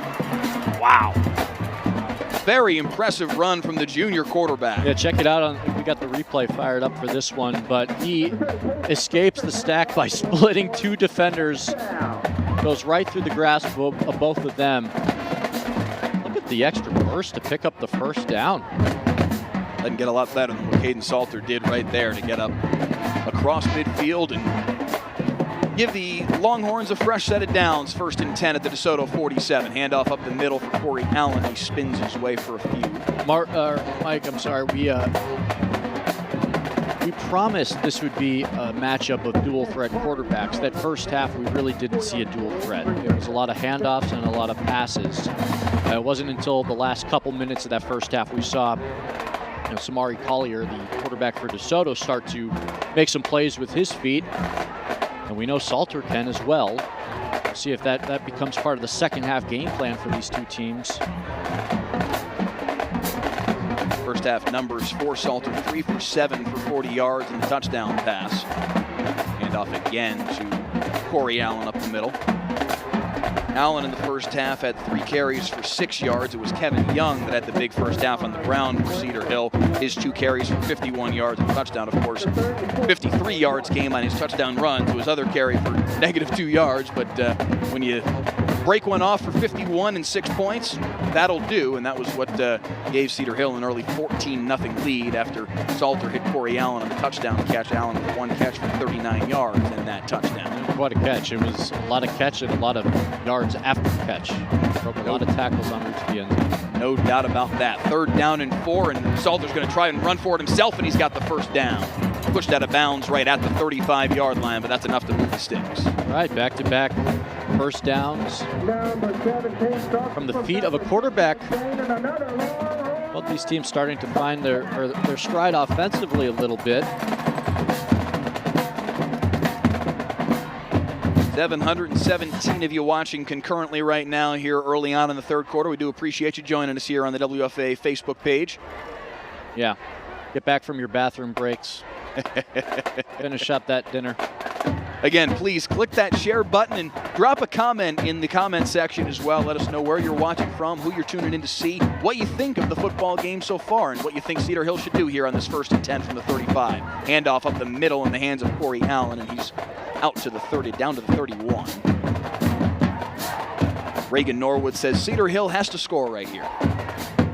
You have to score every time you touch the football, right? This football game, though, hasn't really felt that way. This is a game that has been certainly defense-oriented so far, Jonah, in terms of what we've seen, both, especially the defensive fronts for these two teams. Well, really, it all changed. We keep coming back to that huddle that Claude Mathis had for DeSoto. The game changed after that huddle. The Eagles just settled down. Salter deep downfield into the end zone, over the defender's hands, touchdown. Quinn Bright on the receiving end in the back of the end zone, and Cedar Hill extends the lead. Oh, we talked about Bright at the start of our broadcast. He was one of the players to watch this evening. 3-star prospect who's headed to Texas Tech. Look at him get behind the defense here.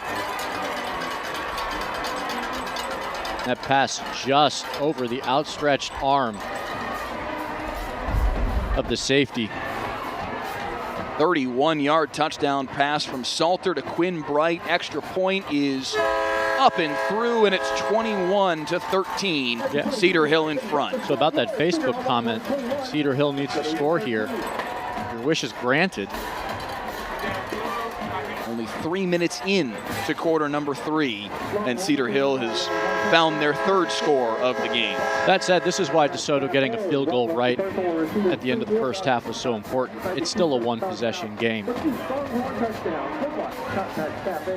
Seeing a comment here from Anthony Parks on Facebook. He says, nice throw. Absolutely. That thing was on a line from Caden Salter, right on target. As you mentioned, over the outstretched hands of the safety. Yep. That was pinpoint. The best place you could put that football. So Cedar Hill extends the lead to 8 here early on in quarter number 3.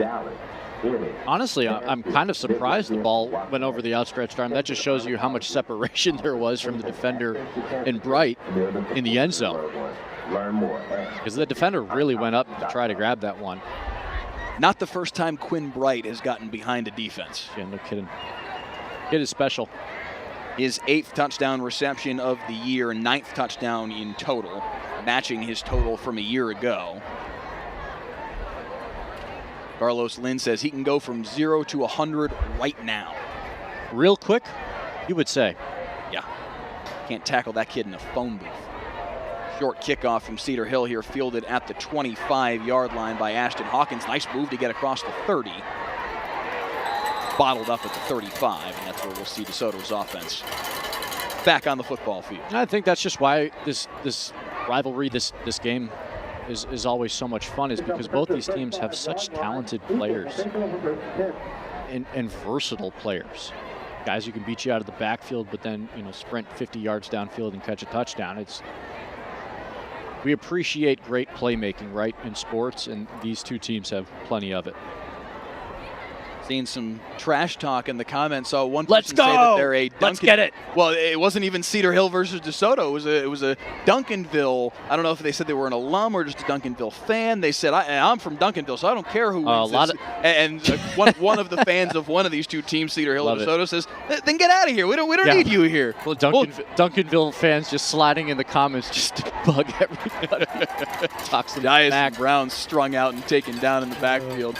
And I don't know if the commenter was from DeSoto or Cedar Hill, but they said of Duncanville, we'll smack D-ville anytime, Terry Reese says. So, again, I'm not sure if Terry Reese is a DeSoto fan or a Cedar Hill fan, but regardless of who he roots for, that's a bold statement because that's a very, very gifted Duncanville team that DeSoto does avoid in the opening round of the playoffs. We've got a player down.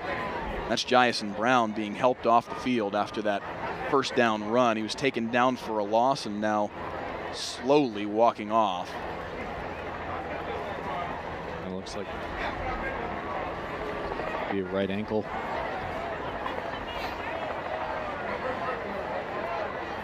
Gets his way to the training table. We'll keep an eye on whether or not number 22, the senior running back, comes back on the football field. In the meantime, Josh Jackson, a fellow senior, takes his place in the backfield alongside Samari Collier for this 2nd down and 12. Scoreboard in-house and on our scorebug is yet to update with the down and distance, but I promise you it's 2nd down and 12 here from the DeSoto 33-yard line. Again, Collier in there with Josh Jackson now. DeSoto does have 5 different running backs that they've used over the course of the season, all pretty much equally. But Jason Brown is their top back as the ball comes near side. Beautiful pass, complete in the hands of L.J. Arnold. That ball was perfect. How often do you think they practice that? I mean, I'm going to go with every day. They love this route. Goes up the seam and then breaks it right to the sideline, and it's just a breadbasket every time. That's a big-time throw. You're talking about from the opposite hash, outside the numbers on the out route to L.J. Arnold. That's a college quarterback throw. That's the kind of throw that a college scout is looking to see a quarterback make to try and determine whether or not he can go to that next level and produce and find, the smaller windows at the collegiate level. That's a big-time throw from Samari Collier to pick up the first down. Collier hasn't been perfect tonight. I mean, there have been a number of throws he's missed on, but I think that just shows you the potential. I mean, he's a junior. Every game with him, he takes incremental strides. He's getting better and better. He's seeing the field better. Poise is something that really, it often comes with experience, and you're seeing it develop over the course of the season. 2nd down and 11 now. Handoff comes on the near side for Josh Jackson, and he's out of bounds at the 45 as they get across the midfield stripe and into Cedar Hill territory, and that'll set up 3rd down and a little less than 3. Yeah, so DeSoto down its top 2 running backs now. Brown, who just went out, and they've been out with Chris Henley, sophomore back. So the comment war has continued, by the way. Darius Davis says, Duncanville alum, y'all don't want to see us. You don't want that smoke? 3rd and 3. Handoff to Jackson. He's tripped up, and he's going to come down short. It looked like he had enough of a hole to pick up the first down, and they trip him up just a yard short. It'll be 4th down for DeSoto. I think this is where you go for it if you're Claude Mathis. Down 8, 7:21 and moving for a 3rd quarter.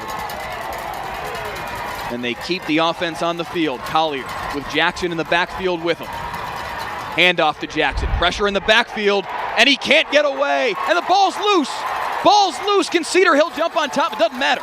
Ball's going to be Cedar Hill's right there at the 43-yard line. Cedar Hill's defense up to the task on 4th down and 1. They push Josh Jackson back, knock the football out, and it's Longhorn football in DeSoto territory. Yeah, first turnover of the game. There have been a number of chances for both these teams. I really don't like the play call. DeSoto has really struggled to run the football tonight. I know it's just a yard. If you're going to run it, why not tuck it with Collier? He's been your best runner all night. I'm also kind of wondering, Cedar Hill, where's DeMarcus Jackson in that situation? Yeah, He's your no kidding. short down back. He's your short yardage back, and he didn't get the football there on 4th down and just about a yard. This time they hand it off to Quinn Bright. He comes to the near side and picks his way to the 41, a gain of 2. and neither team has been able to run the ball tonight outside of that one long run from Kevin Young. And another injured DeSoto Eagle on the turf. It's Byron Murphy, their stud defensive tackle.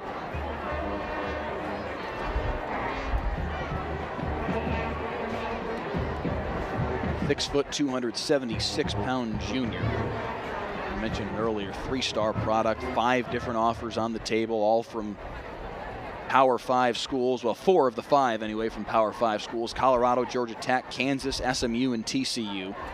SMU the only non-Power 5 in there, and we're seeing what SMU's doing this year. So some good schools after Byron Murphy, but he's still on the turf there at the 32-yard line, getting worked on by the training staff of DeSoto. Yeah, yet another one of these talented juniors for DeSoto. I mean, they're loaded. You mentioned Murphy, and then there's Shamar Turner.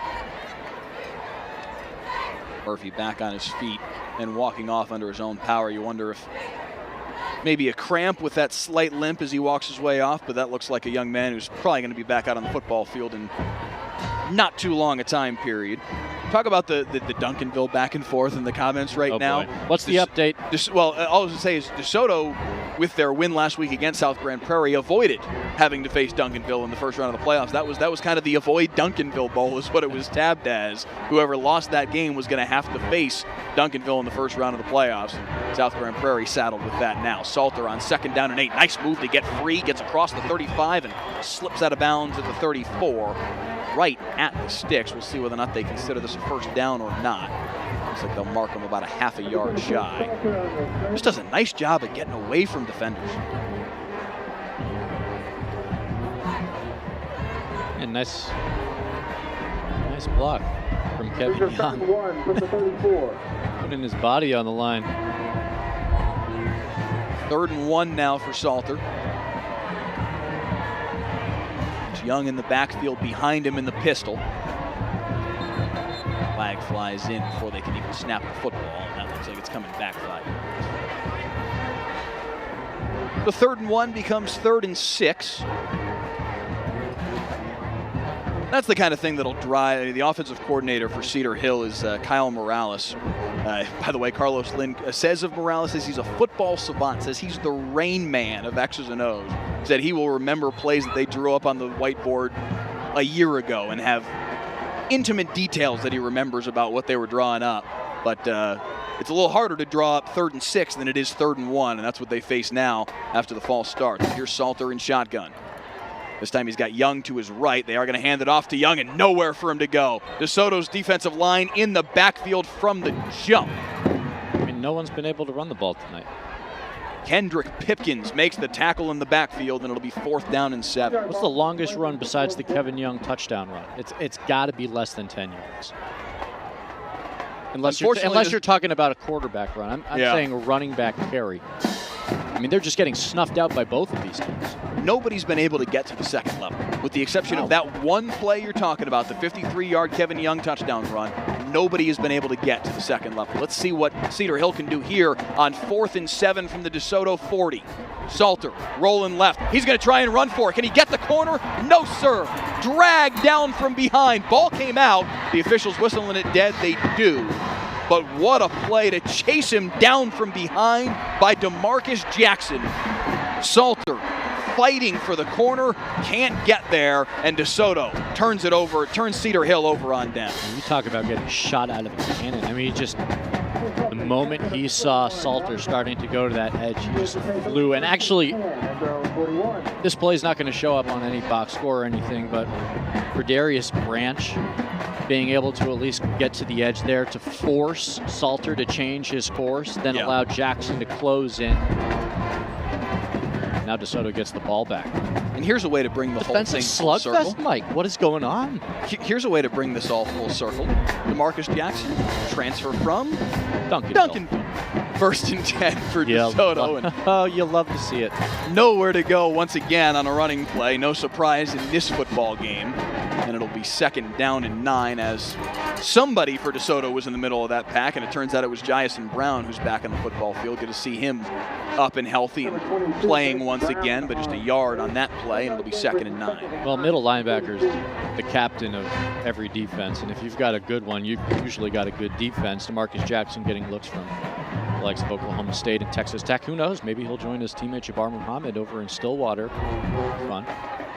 2nd and 9, Collier at a shotgun. High snap, throws over the middle, low and incomplete. Trying to find Jaden Wilson, who was right at his hip, and he wasn't able to haul it in.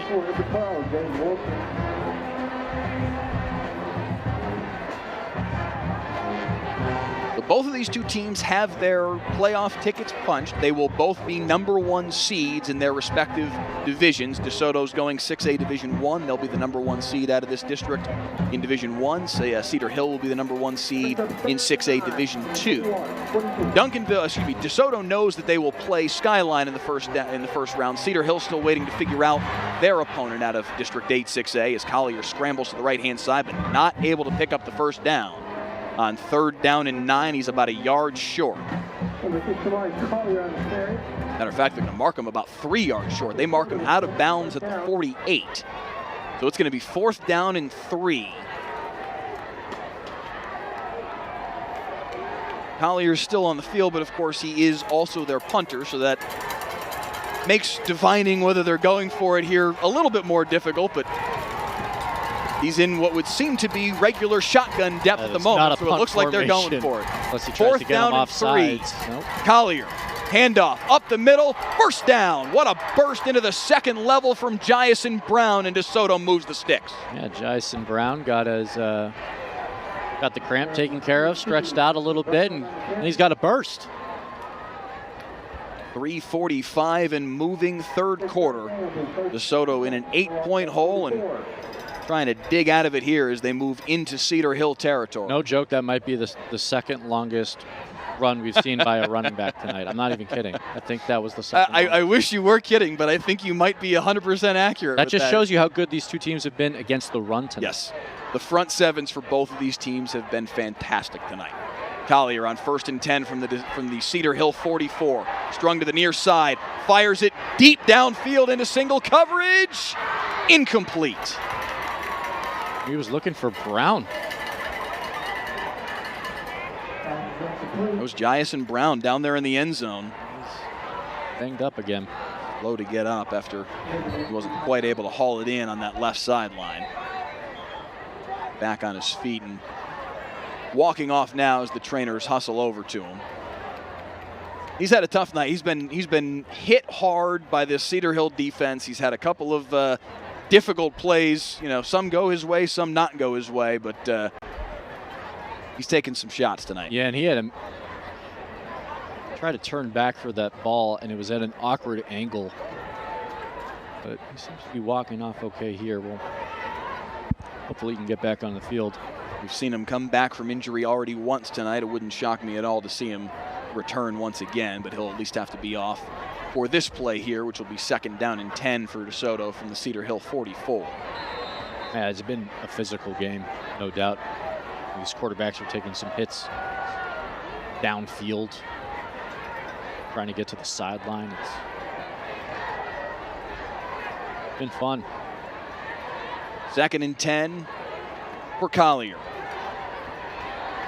Lots of time, fires a rocket on the right-hand side that was hauled in somehow by Ashton Hawkins, and he picks up about 7 to make 3rd down a little more manageable. A nice job by Hawkins to focus on securing the catch first and foremost, and caught the back half of the football. 3rd down. And it's 3rd down and 3. Collier out of shotgun. QB draw. Gets to the outside. Can he get the corner? Spins his way for the first down. And DeSoto's down to the 30-yard line.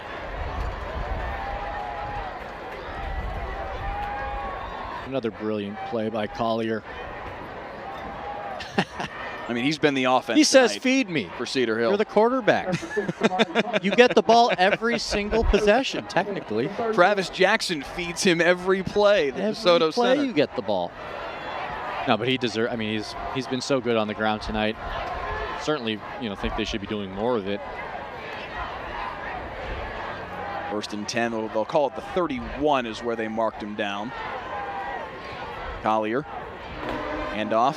There's DeMarcus Jackson, and he's taken down in the backfield. Nice pursuit by the front 7 of Cedar Hill once again. Damari Ward knifing in off the edge, and it goes down for a loss. Well, you talked about Jackson, 12 carries, 10 of them for touchdowns. So the scouting report is when Jackson's on the field, chances are he's getting the ball. I'm a little surprised, though, at that particular circumstance using him. It was 1st and 10. That doesn't strike me as a DeMarcus Jackson situation. Yeah, from the 33. Now 2nd and 11 after a 1-yard loss.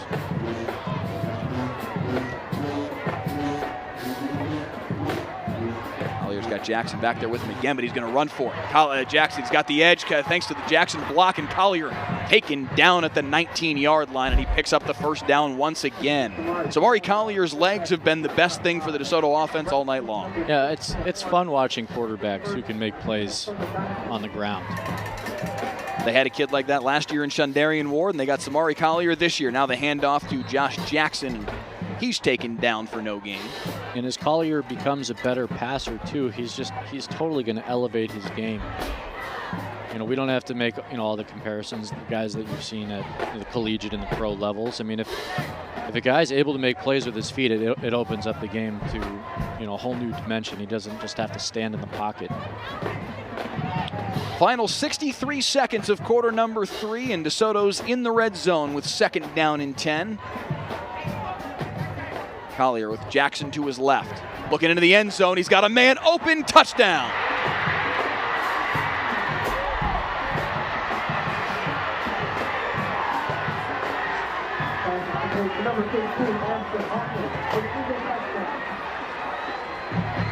What a throw from Collier to Ashton Hawkins.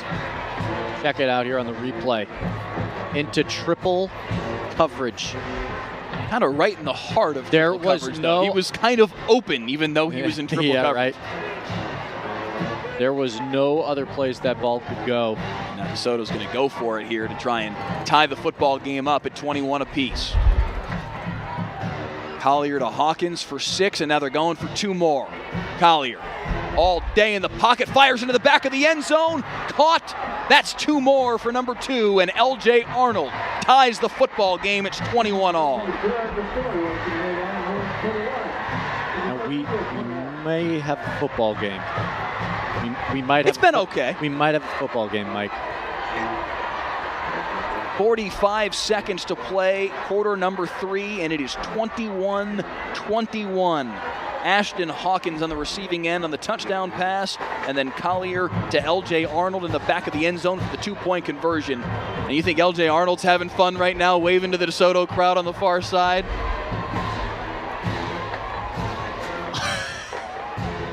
DeMarcus Jackson. We just saw this on our replay. Yeah, our feed is a little bit behind. I wonder, can we run back? Were we rolling our recording for the replay on the 2-point conversion? Yeah, I think we Can we run that back real quick and watch the tape? Here we go. This is DeMarcus Jackson going for the celebratory chest bump, if it'll play for us. Sometimes our replay system is a little bit finicky. Yeah, is it going to fight us? I think it was right before He went that. to go for the chest bump and instead jumped into the poor young man carrying the flag. All you do is hope they're going touchdown. So it's 21 all. Late 3rd quarter in the Battle of Beltline. Y'all having fun yet? It's been okay. DeSoto set to kick it away. Short kick into the wind once again. Cedar Hill will have a chance to field this one, and they fight their way out in a rugby scrum to the 34. So here we go, 12 minutes and 38 seconds left in this football game. Somebody is going to have to unlock this 21-all tie. I mean, you really couldn't ask for anything better. I mean, with the playoff seedings already locked up, I mean, this game's really just for the... It's all bragging rights. It's all bragging rights. Bragging rights and pride. I mean, we should say, technically speaking, the district title is on the line, but because both of these teams are in separate divisions, they're going to be number one seeds in their respective divisions in the playoffs. So right. for practical purposes, nothing changes regarding the outcome of this football game. But if Cedar Hill can win, first perfect run through district play since 2009, first outright district championship since 2014. Meanwhile, for DeSoto, they're kind of trying to rain on Cedar Hill's parade a little bit here and, 1, earn a share of the district title, 2, win on Cedar Hill's senior night, and, of course, have bragging rights over their rivals. So while it doesn't affect playoff standings, definitely still things to play for these two teams in the Battle of Beltline. As the 1st and 10 handoff goes to Corey Allen, and he fights his way and spins his way for yet another first down out across the 45 and close to midfield. Yeah, and there wouldn't be almost 1,000 of you watching this if you didn't care about this matchup, or maybe the players in this game. You know, it goes so far beyond just, you know, whatever your seeding is in the playoffs. So we've gone through 3 quarters of action. It's a tie ball game between 2 of the best teams really in the state. I mean, Cedar Hill's 2 losses, Mike, this year came against top 35 teams in the country. They lost to Allen and lost to Geyer. DeSoto's 1 loss this season was 1 point on the road at Mansfield Summit without their star defensive player on the field. Whatever. You can make excuses for both these teams for why they lost their games, but that's to say that these are 2 prideful programs with really an abundance of talent. And in theory, will be a problem once playoffs begin. I think both of these teams are going to be a problem when it gets to playoff time. 1 week from perhaps tonight, probably tomorrow for each of these 2 football teams. First play of the 4th quarter is a handoff up the middle for Corey Allen, and he fights his way across midfield, a little extra shove from his offensive line, and gets down to the 48 on DeSoto's side of the football field. We do want to mention, ordinarily we would tease our next broadcast on Thursday Night Lights during that 3rd quarter into the 4th quarter break, but of course the playoffs start next week, so we don't know yet where we will be 1 week from tonight, perhaps 1 week from tomorrow. We have to wait for the playoff brackets to build out over the course of tonight, tomorrow, and Saturday and figure out exactly where the best matchups are. And as soon as we know, you will know, and we'll announce it on social media and everywhere else that we can think of to let you know where we'll be 1 week from now in the first round of the playoffs. And the handoff goes to Kevin Young, and he's about 2 yards short of the first down mark.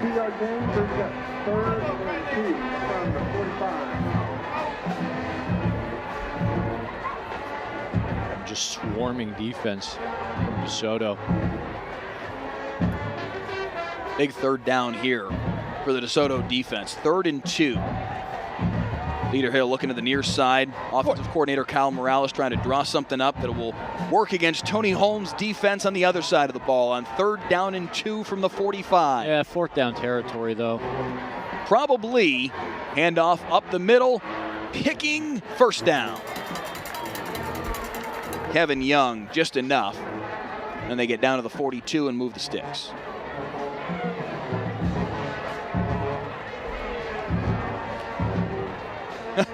Jesse L.C. Wyatt says in the comments that neither team makes it past the 2nd round. I'm not sure I agree, but we'll see. Last year, I tell you what, Cedar Hill. Haven't we been over this, Mike? There's a bunch of Duncanville plants in the comments section trying to rile up all the Cedar Hill and DeSoto viewers.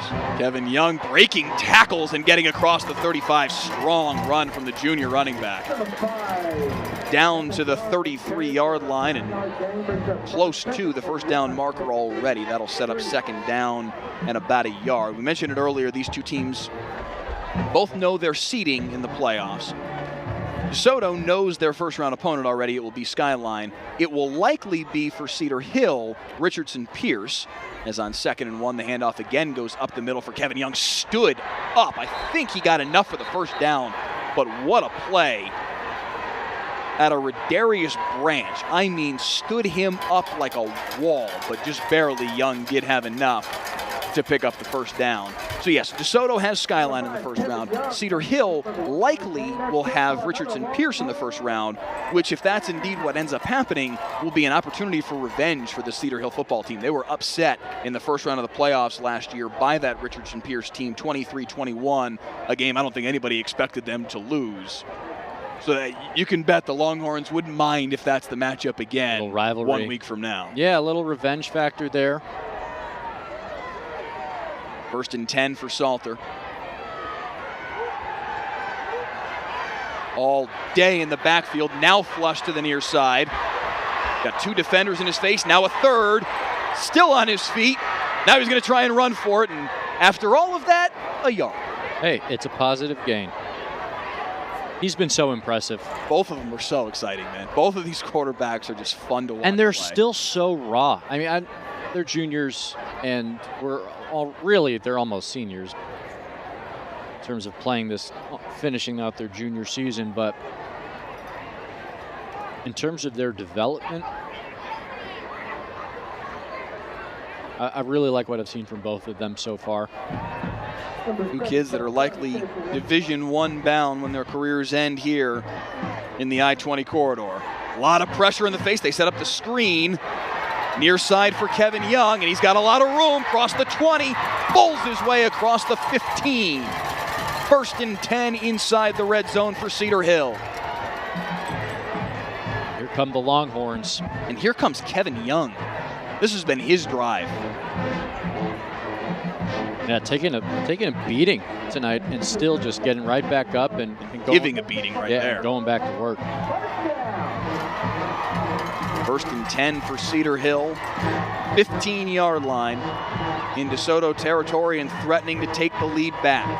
DeSoto has not led tonight, but they've finally fought back to tie the football game at 21-all after an early 14-0 deficit. That ball through the hands and incomplete. Quinn Bright, the intended target.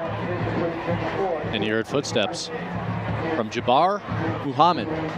Our 2 players to watch tonight, face to face. Wright couldn't hang on.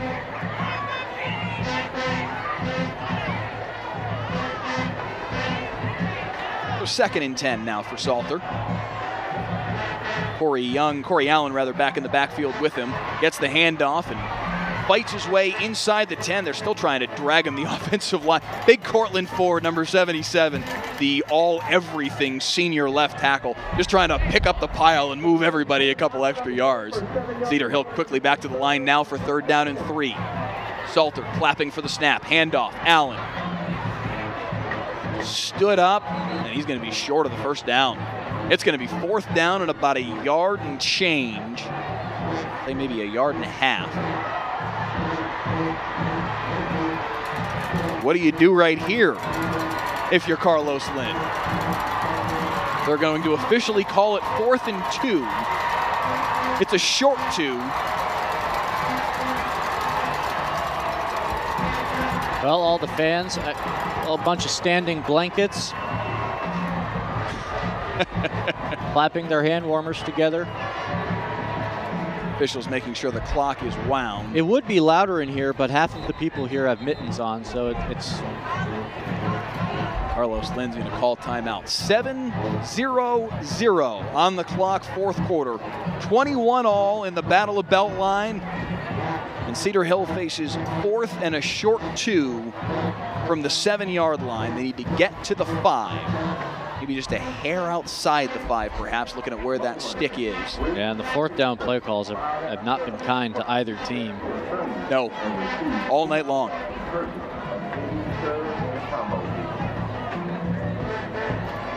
Cedar Hill does have 2 talented kickers, Jaden Cardell and Max Mata. This is in Max Mata range. They feel that Mata is more consistent.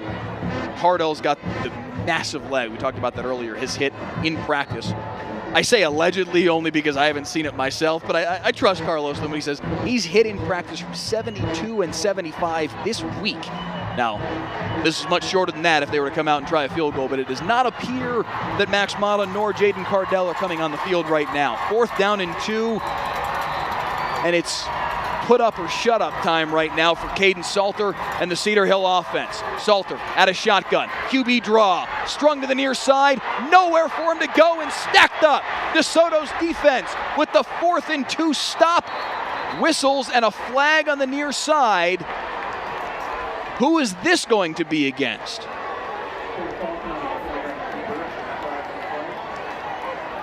Initial signal seemed to be a face mask, I thought, from one of the officials.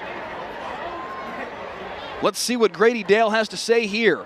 Personal foul, face mask against the DeSoto defense after what was a 4th down and 2 stop. Oh no, and it was to take the football back. It was incidental. I mean, it was for about 2 seconds. Tim Jennings, the safety, flew up to blow the play up. Can we cue up that replay real quick before they're hurrying back to the line? Maybe now is not the right time. Let's see what. Oh, here we go. Okay, he's got one real quick. He does get it briefly. For about a second and a half. So it's 1st and goal for Cedar Hill from the 4. Salter spins to the near side, fires into the end zone, diving, incomplete. Tarek Robinson dove to make the grab, and the near side official said, no, sir, it hit the turf.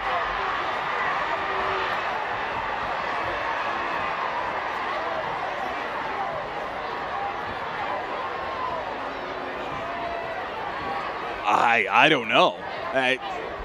It looked like a catch the first time I saw it, and it looked like a catch that time too. No, I mean, what do you think? It's just kind of tough from that vantage point. Let's see if we can. No doubt the line judge, Jared Goodall's got a much better angle than we do, standing right there at the pylon. There didn't seem to be much of a protest either, and usually that's a fair point.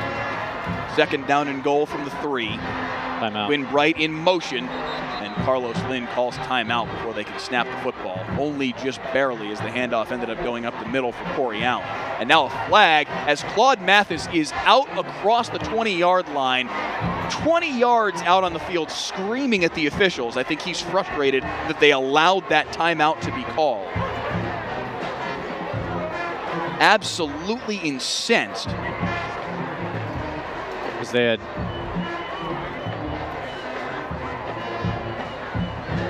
Oh, you know what I think he's calling for? I'm kind of trying to read lips here from across the field and just using our camera angle that you guys are looking at home. But it looks like what he's pointing to and shouting is it was at 0. I think he's calling for what he feels should have been a delay of game against Cedar Hill. Now, here's one of the key things that you guys all need to understand about the way that delay of game works in the sport of football at any level. It is not immediately a delay of game when the play clock hits double zeros.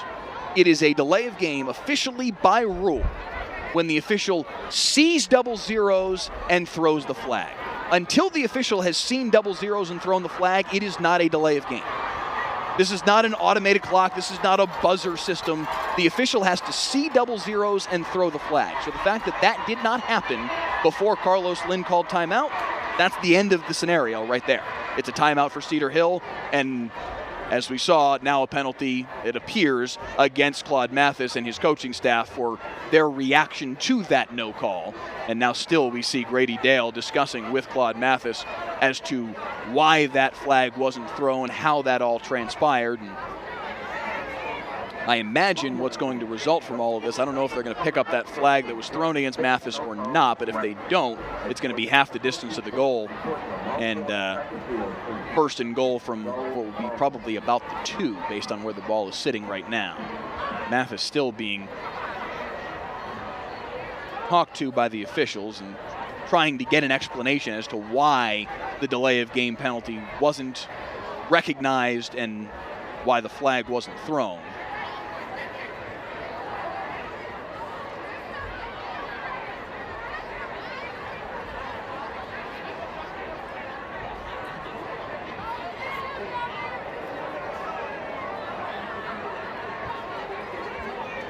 They are going to wave the flag off against Claude Mathis.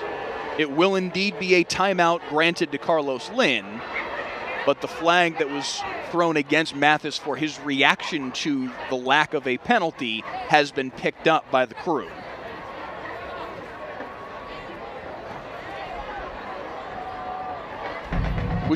That is important because now it stays second down and the ball stays at about the 3.5 yard line instead of being inside the 2 and a fresh 1st and goal.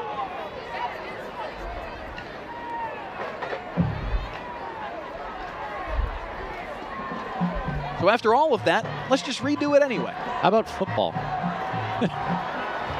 Quinn Bright. Finally, everything is sorted out. Yeah. Quinn Bright lined up in the slot. Ever dangerous. We'll see what Salter does here out of shotgun.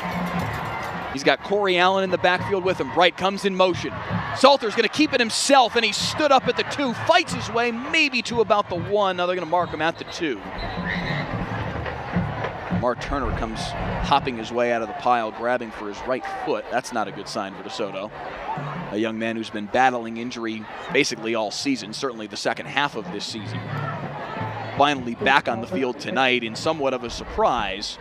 You certainly want to see big number 32 stay on the field if you're a DeSoto Eagles fan as he continues to stretch it out there right on the goal line. So now 3rd down and goal from about the 1.5 is where they ultimately marked Salter down. Out of the pistol formation with Allen behind him. Allen gets the handoff and he's dragged down from behind. Great pursuit, great penetration from Byron Murphy, and it's 4th and goal. My goodness, this DeSoto front 7 has just been spectacular. Short yardage situations, and the Eagles have clamped down, and now just an absolutely massive 4th and goal from the 2.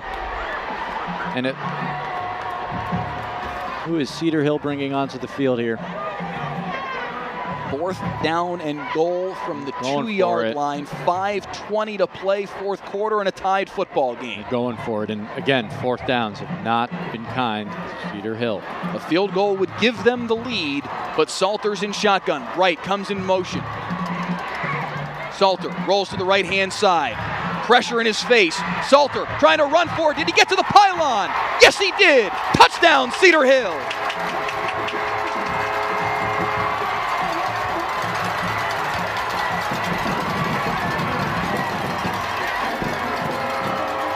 Salter looked like he was dead to rights a couple of times. Just able to stay in bounds.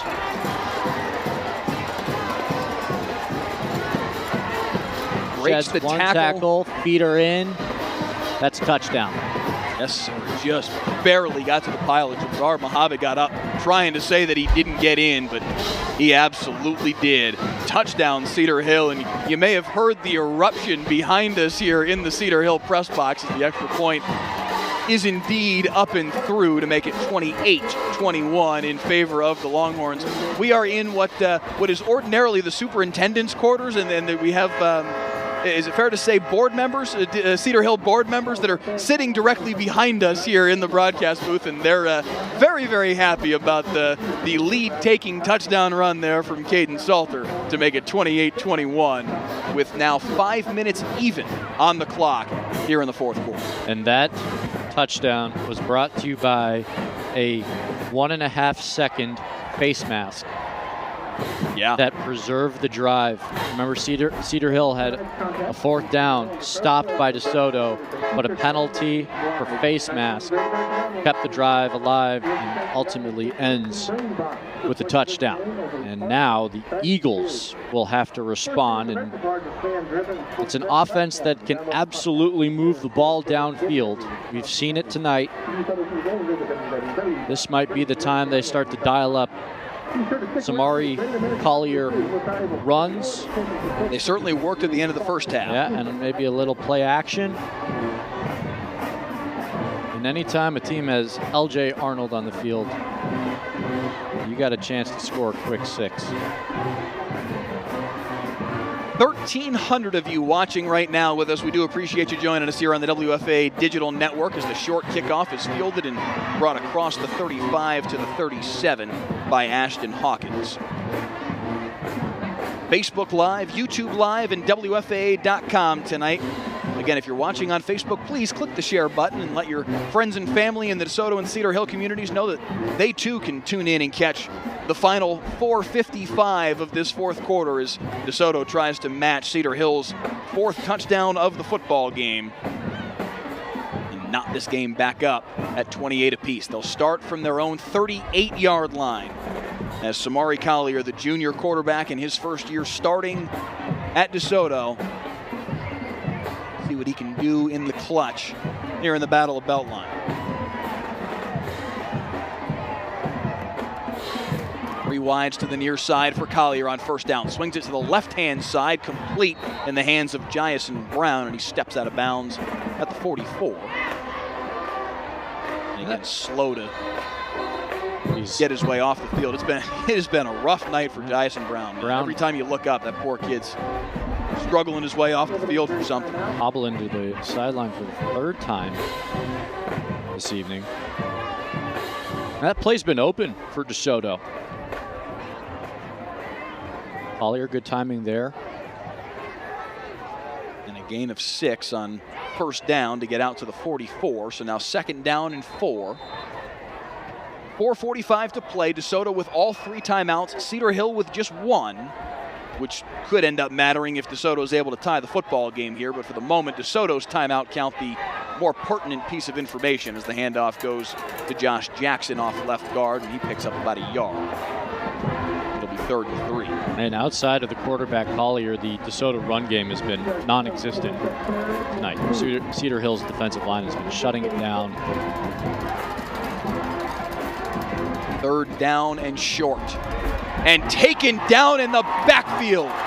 Big number 98, Jaleel Harvey, all over that play. The penetration in the backfield, and he slings him down for a loss, and it'll be 4th down and 7. Yeah, Harvey's had an absolutely fantastic night. He's been in the backfield a number of times, blowing up run play after run play.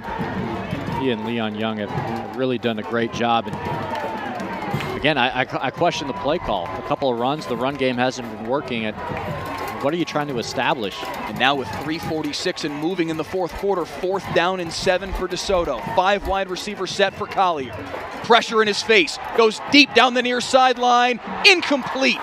Turnover on downs, Cedar Hill football in DeSoto territory. No flags despite protestations from the DeSoto coaching staff, and it's Longhorn football. For number 12, James Wilson. Yeah, once again, the Cedar Hill front 7, that time pass rush, getting in Collier's face, forcing a throw that he really just had to send out there, and nobody home. Again, I go back to those 2 run calls. I get there's still 3:34 left in the game. The defense has been playing well for the most part, but you need a quick score. You need to be putting that ball into the hands of your playmakers like L.J. Arnold and Jaden Wilson and Ashton Hawkins.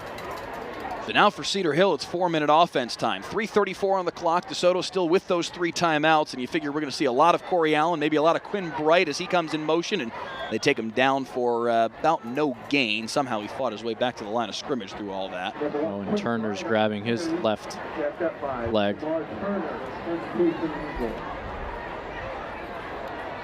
Keeps grabbing at that left foot. Looks to be toe of his left foot. To be a cramp. Yeah. And Jabbar Muhammad telling him to go down. And Turner won't listen. And there we go. 3 minutes even on the clock, and beg your pardon, it just barely clicks to 2:59 as they finally stop it as Lamar Turner goes down on the field. You know, respect to Jabbar Muhammad, the senior, the Oklahoma State commit, for telling his teammate, the junior, to take a seat. That's when they'll blow the whistle. There's no point in putting your team at a deficit by playing with a cramp and potentially giving up a massive play. Definitely appears to be a cramp as they're trying to work on that left calf right now. Oh yeah, they're stretching it out. That's a Charlie horse for sure. It'll be 2nd down and 10 for Cedar Hill out of this stoppage. Now, What is important here, and I don't know if the officials just haven't either noticed this or changed this, or there has not been a timeout charged to DeSoto. So this stoppage, Injury timeout. For an injury timeout, I think the fact that we're not, maybe because we're not in the last 2 minutes of the game, is not going down as a charged timeout against DeSoto. So they're kind of getting a fourth timeout out of the deal. The clock stops. Now, they will wind it here as they get back to play, so the play clock will still have an opportunity to expire if Cedar Hill elects to sit here for the next 33 seconds and not snap the football. And now a timeout will be called by DeSoto, so now they'll use their timeout. Yeah, I don't think that was a case of Turner trying to get a I don't think that was what he was trying to do at all. Stoppage in play. No, I don't think that was what he was trying to do. It seemed like it may end up working in DeSoto's favor. As soon as Claude Mathis realized that the clock wasn't going to remain stopped until Cedar Hill snapped the football, he jumped in and called their first timeout here of the second half. 2:46 on the clock. Nice job by both coaches. One on Carlos Lynn to tell him not to snap the ball until the play clock is at 1, and good on Claude Mathis to keep tabs just to see if they would try to play it out or not. See if you get away with a freebie. 2:46 left. 2 timeouts now remaining for DeSoto. For Cedar Hill, you're basically a first down away from winning the football game.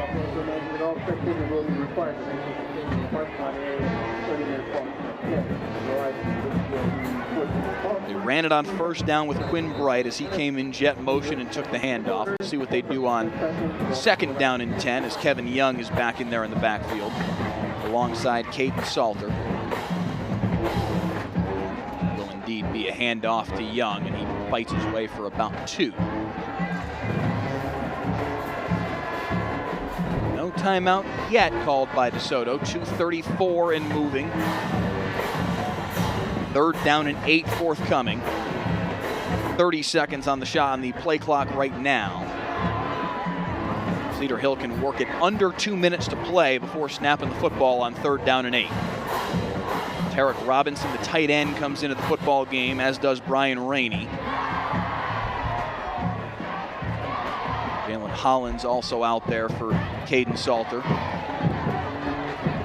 7 seconds on the play clock, and they finally get into position. 4 seconds to snap the football. Salter sends Bright in motion, and now whistles and a timeout called by Cedar Hill. And that's their final timeout now here in the second half, which again really only will ultimately matter if DeSoto is able to score and tie the football game in here in this final minute 55. But if they are, if you're Cedar Hill, you'd love to have that timeout to be able to try and find the response. They are now out of timeouts. DeSoto still with 2 as third and 8 is forthcoming. And it seems some folks have already pulling out of the parking lot here, assuming that after that turnover on downs that would be ball game. Folks in the comments here on Facebook questioning the decision there from Claude Mathis a couple moments ago, saying over 3 minutes left with all 3 timeouts and you didn't punt. Wondering why DeSoto didn't punt the football away on that 4th down and 7 rather than going for it. I think they're absolutely right. I disagreed with the 2 run calls. And going for it on 4th down there with all your timeouts left. Because the defense, again, especially most got part the wind with you on that playing punt. Well, yeah, exactly. They would have had the wind with them on that punt. Now Cedar Hill, if they're stopped here, would be punting into the wind. Ball sits at the DeSoto 39-yard line right now, so they could probably at least knock them back inside the 20. But how strong this wind is whipping, anything beyond that is probably gravy. I also do understand the whole you play to win the game and giving it back over to Cedar Hill with, giving the Longhorns a chance to just run the game out. Third down and 8. Bright comes in motion for Salter. They try and set up the screen. Pressure all over Salter. Finally gets it off to Bright. Can he get away from the defense? No, he cannot. Taken down at the 50-yard line. Loss of 9. 1:45 to play. Are they going to call timeout? They haven't yet. The DeSoto sideline I'm not sure what they were frustrated about after that play. 1:37 left and the clock has finally stopped. 8 seconds went by between the end of the play and when the clock was finally stopped, but it didn't appear that they were signaling for a timeout. Eventually they did, and they have called timeout now, but I don't think that was what they were signaling about. I don't know, did you catch what? I'm not sure what they were frustrated about. And anyway, ultimately, a minute 37 left on the clock, and Cedar Hill faces 4th and 19, and they'll have to punt the football away. DeSoto with 1 timeout left. They'll get the football back. Anybody's guess wind, but maybe about the 30-35 yard line. I'm not expecting much more than a 20-25 yard punt right now because of the wind that is directly in the face of Cedar Hill, moving right to left on your screen. So, and interestingly, I was going to say, initially it looked like DeSoto wasn't going to send somebody back deep to return, but then indeed they will. Jordan Brown, their senior receiver and punt returner, back at his own 20-yard line.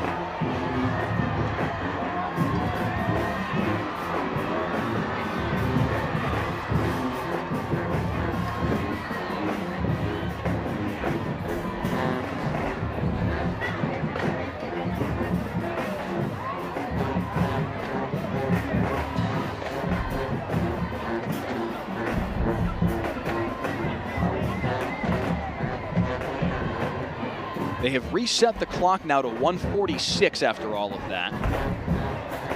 So that makes sense based on when that play ended and when the DeSoto sideline was erupting. Apparently, perhaps it was centered around the fact that the clock continued to run when they were trying to call timeout. So they reset it to 1:46, 28-21, and Cedar Hill will punt it away. High snap, but corralled, and it's a good punt. Kicked away. A fair catch called for and made at the 22-yard line by Jordan Brown. 99 seconds for the DeSoto offense.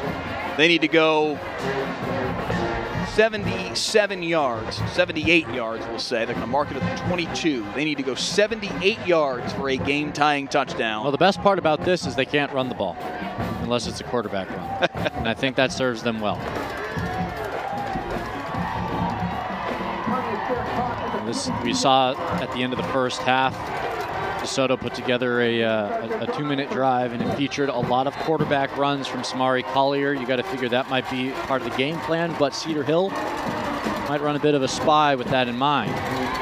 3 wides to the near side for Samari Collier. 1 to the far side is LJ Arnold. Collier's got all day in the pocket. Now he's flushed forward, able to escape.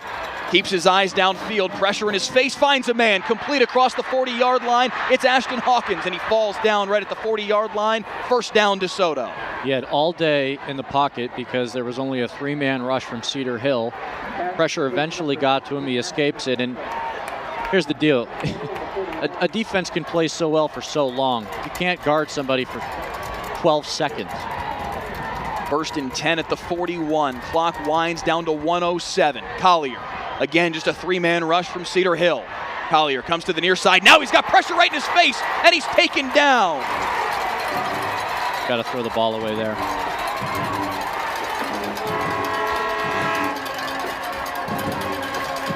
A loss of 7 on the play, and DeSoto has to burn their final timeout.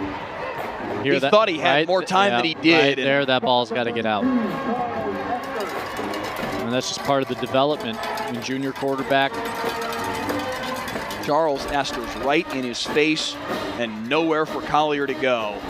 He was so patient on the prior play where they were able to hook up downfield with Hawkins, and he was just a little too patient right there. And that cost DeSoto their final timeout and 7 yards worth of field. And now they're back to their own 35. 55 seconds to play. Eagles out of timeouts and still needing a game-tying touchdown. Well, Collier has struggled throwing the ball from the pocket. He's excelled when he's escaped pressure and plays have broken down because the defense is all out of sorts, and having to defend somebody for 12 seconds at a time is dang near impossible. You don't Knowing is capable of doing that. Collier's got to throw the ball away in situations like that. I know he wants to keep plays alive until somebody frees up, but that was a bad sack to take at this point of the game. The only points of the fourth quarter, Caden Salter's 2-yard touchdown run to unknot a 21-all tie. Desoto trying to change that in the final 55 seconds. Collier heaving it downfield into double coverage. L.J. Arnold made the catch inside the 20. Because of course he did. He's been fantastic all night long. And the senior on his way to Kansas makes a dazzling catch inside the 20, and DeSoto's in business. 34 seconds to play, and they wind it as they set the sticks. Collier back to the line of scrimmage. 3 wides to the far side. Collier, pressure in his face, and he's taken down. 21 seconds and moving, and they need to hustle back to the line of scrimmage now to snap the ball. L.J. Arnold just dropped to the ground trying to get an injury timeout or something. L.J. Arnold is down in the corner of the end zone, not being paid attention to by the officials. That looked like a flop of an injury. 3 seconds trying to get an injury timeout right now, and they're not going to give it to him. L.J. Arnold could have run back to the line of scrimmage for them to spike the ball. Instead, he tried to go down to get an injury timeout. Let's see what Grady Dale has to say here. He's waving the Cedar Hill side back to their sideline as the Longhorns celebrated and time expired. He went down with 21 seconds left on the clock in the left corner of the end zone. He saw how much time there was, and he just laid down in the end zone. Now the officials are going to have to sort this out. Claude Mathis is once again in the face of the officials. There has still not been any official signal from the officials as to whether or not the game is over. The Cedar Hill sideline is celebrating. They are completely out in the middle of the field now. And a flag. How can you throw a flag if the game's over? The officials are going to have an awful lot to sort out here as to whether or not the game is indeed over. Whether or not there is a flag on Cedar Hill as they celebrate what they think is a 28-21 win. And I don't blame them for celebrating. The clock reads triple zeros. In our case, with our clock, quadruple zeros. It's this simple. There was time on the clock. Collier got sacked. L.J. Arnold was in the end zone, saw everybody running up to the line of scrimmage, and he just flopped down in the end zone, trying to get an injury timeout or a whistle blown or something to stop the clock. Clock kept ticking. It hit zeros. They couldn't spike the ball because he was down in the end zone. It all comes down to these 5 men right here trying to decide whether or not the football game is over or not. That should be the end of the football game. I'm not sure what Math is still gesturing in that direction. I'm not sure what Arnold was thinking. I mean, I understand the effort to try and get an injury timeout and have them stop the clock. His better play would have been to go out of bounds, leave the field, and have somebody else come back on the field to snap the ball and clock it. Right. And clock the ball, clock it with 16, 17 seconds, however quickly you could get back to the line of scrimmage. He soccer flopped in the end zone to try to get a whistle. And this is what the officials now have to sort out, is whether or not they buy it and whether or not it matters.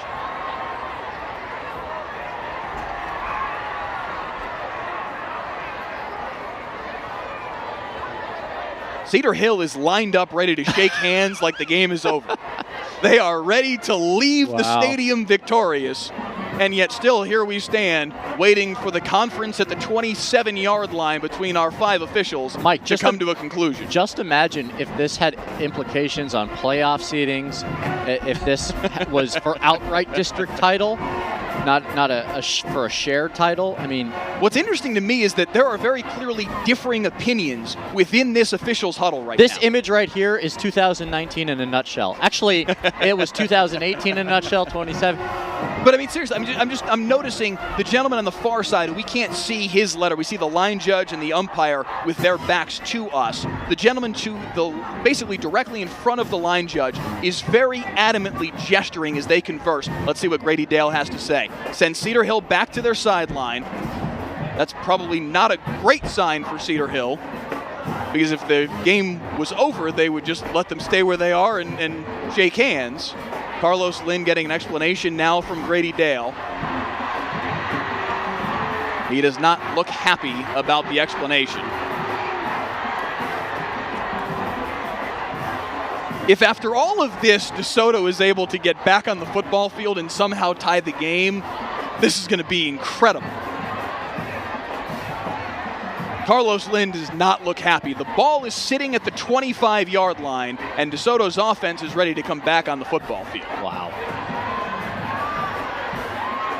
Carlos Lynn can't believe it. But here comes Samari Collier and his team once again. At the moment, the clock reads 2 seconds. Now they're explaining the situation to Claude Mathis, the DeSoto head coach. I'm not sure if the 2 seconds that are on the clock at the moment are accurate or not.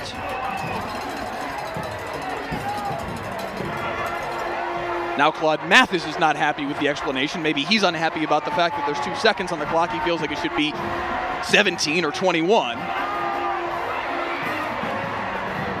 In the midst of all of this, as you're looking at Claude Mathis barking at the official Grady Dale, both the offense for DeSoto and the defense for Cedar Hill are in position and waiting to play. And yet we have no football just yet because this is still not been fully sorted out. This has been one of the more insane finishes you could imagine to a football game. And if there's a touchdown on this play, I'm running for cover because this press box might cave. So it'll be second down from the 12-yard line, 2 seconds on the clock, one last chance for Samari Collier and the DeSoto offense to find a game-tying touchdown. And here's an interesting nugget. L.J. Arnold is lined up right there in the slot. Is on the field, which you'd think if he went down after the previous play, he should have to be out for a play, right? I don't know if anybody is noticing that at the moment other than you. Yeah. But he is very clearly the best potential target for Samari Collier. And he will stay on the football field. He's the inside man of the trips receivers to the left-hand side. It's a 5-wide receiver set for Samari Collier. One play to tie the football game. Collier, end zone, goes for Arnold. He caught it!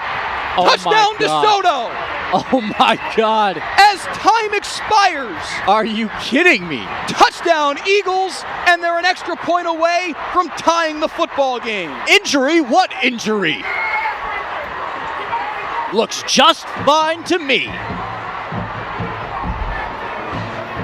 Unbelievable. Samari Collier to L.J. Arnold with 0 seconds on the clock. Now, are they going to go for it here? Are they going to go for 2 right now? Oh, thankfully. Samari Collier is still on the football field. Oh, they're going for it. It looks like they're going to go for 2 and the win. Well, remember, DeSoto with a win would only get a share of the title. And there's no playoff seedings at stake here.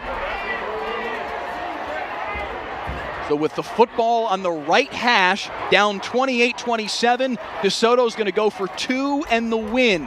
Collier with 4 wides and a shrunken down tight end on the left side of the formation. Man in motion is Arnold. They throw it to him. It's incomplete. Cedar Hill wins. What an unbelievable finish. Unbelievable. The Cedar Hill School Board members behind us shouting justice. Ball 28. Hey, Mike, there's a phrase for all of that. It's called ball don't lie. All right? 28-27. Cedar Hill wins over DeSoto in the Battle of Beltline in unbelievable fashion. Unbelievable. L.J. Arnold makes a ridiculous catch to get DeSoto into Cedar Hill territory. Then he flops down in the end zone to try to get an injury timeout. By some stretch of the imagination, DeSoto gets one last play, even though the clock expired. With the last play of regulation, they complete a touchdown to L.J. Arnold. And then instead of kicking the extra point to tie the game, man. they do a 2-point conversion, throw the ball to Arnold, and it goes off of his hands. Man, that was a special football game. Oh my goodness. That was a special, emotional, tense, incredible football game between two of the biggest rivals in all of Texas high school football. And Cedar Hill with a 1-point win. Jeez. And a perfect season. 7-0 in District 7 6A. Their first undefeated outright district championship since 2009. So what did we learn, Michael? Well, for one, LJ Arnold is an amazing player. He's an awful actor, but he's a fantastic football player. He's going to Kansas. He's going to do really great things for Les Miles and the Jayhawks in the future. I'm sure we're going to hear his name a whole bunch in the Big 12. Other things we learned, both of these teams can stop the run. That should serve them well come playoff time. No doubt. Kevin Young is going to be a star for the Cedar Hill offense next season. And Samari Collier is, and Caden Salter, for that matter, both quarterbacks, not the best games, but made enough plays to put each of their teams in a chance to win. And ultimately, it's the Longhorns by 1 point on senior night. 28-27, the final score. Cedar Hill with the win over DeSoto in a absurdly evenly matched football game between two teams that are both going to be threats in the playoff picture. DeSoto in 6A Division 1, Cedar Hill in 6A Division 2, both number 1 seeds in their respective playoff brackets. And they just gave each other everything they could ever possibly want tonight. A heavyweight bout between two teams that they never fail to deliver just a thrilling football game, and tonight was certainly one of the most ridiculous games I think I've ever witnessed in person, or at least one of the most ridiculous finishes. Yeah. Cedar Hill jumped out to a 14-0 lead halfway through quarter number 1. Caden Salter with a 39-yard touchdown pass to Corey Allen and a Kevin Young 53-yard touchdown run gave the Longhorns an early 14-0 lead. DeSoto then scored 13 straight. Samari Collier to LJ Arnold on a 4th down and 8. We had already seen once the two of them hook up in a do-or-die situation, and they converted on 4th down and 8 in the first quarter to make it 14-7. 2 Nathaniel Gutierrez field goals made it 14-13 at halftime. And then the second half was very back and forth. Salter to Quinn Bright on a 31-yard touchdown with 9 minutes to play in the third quarter made it 21-13 Cedar Hill. Collier to Ashton Hawkins made it 21-all after they hit LJ Arnold for the 2-point conversion to tie the game up. And then the two teams exchanged touchdowns in the fourth quarter. Caden Salter with a 2-yard touchdown run on 4th and goal with 5 minutes on the clock to give them a 28-21 lead that they would not surrender, but only just barely, as Collier hit Arnold with no time on the clock for what could have been a game-tying touchdown. They go for 2. Collier comes in motion, or beg your pardon, Collier sends Arnold in motion closer to him in the formation. They try to hit him on a quick hitting screen, and it goes right through the hands of LJ Arnold and incomplete. And that leads to the celebration you're seeing right now of the Cedar Hill fan base. This is just unbelievable. Now, in the midst of all of that finish, we're getting some comments here about the teams not shaking hands, which is an interesting development. A tough loss for DeSoto given the circumstances, but there's a certain level of sportsmanship and gamesmanship you hope would still prevail. But hey, these two teams don't exactly like each other. I think we've made that abundantly clear over the course of this evening, but the season is not over for either of them, and I think the playoffs will serve both of them quite well. Such an exciting game. do want to mention real quick before we lose all our audience, we will broadcast a playoff game next week. We aren't sure exactly what that matchup will be or where we will be just yet. As soon as we get the playoff brackets completed, we will figure that out and determine what our game will be next week. But take a quick look at the stats from tonight. Samari Collier finishes 17 for 30, 304 yards and 3 touchdowns.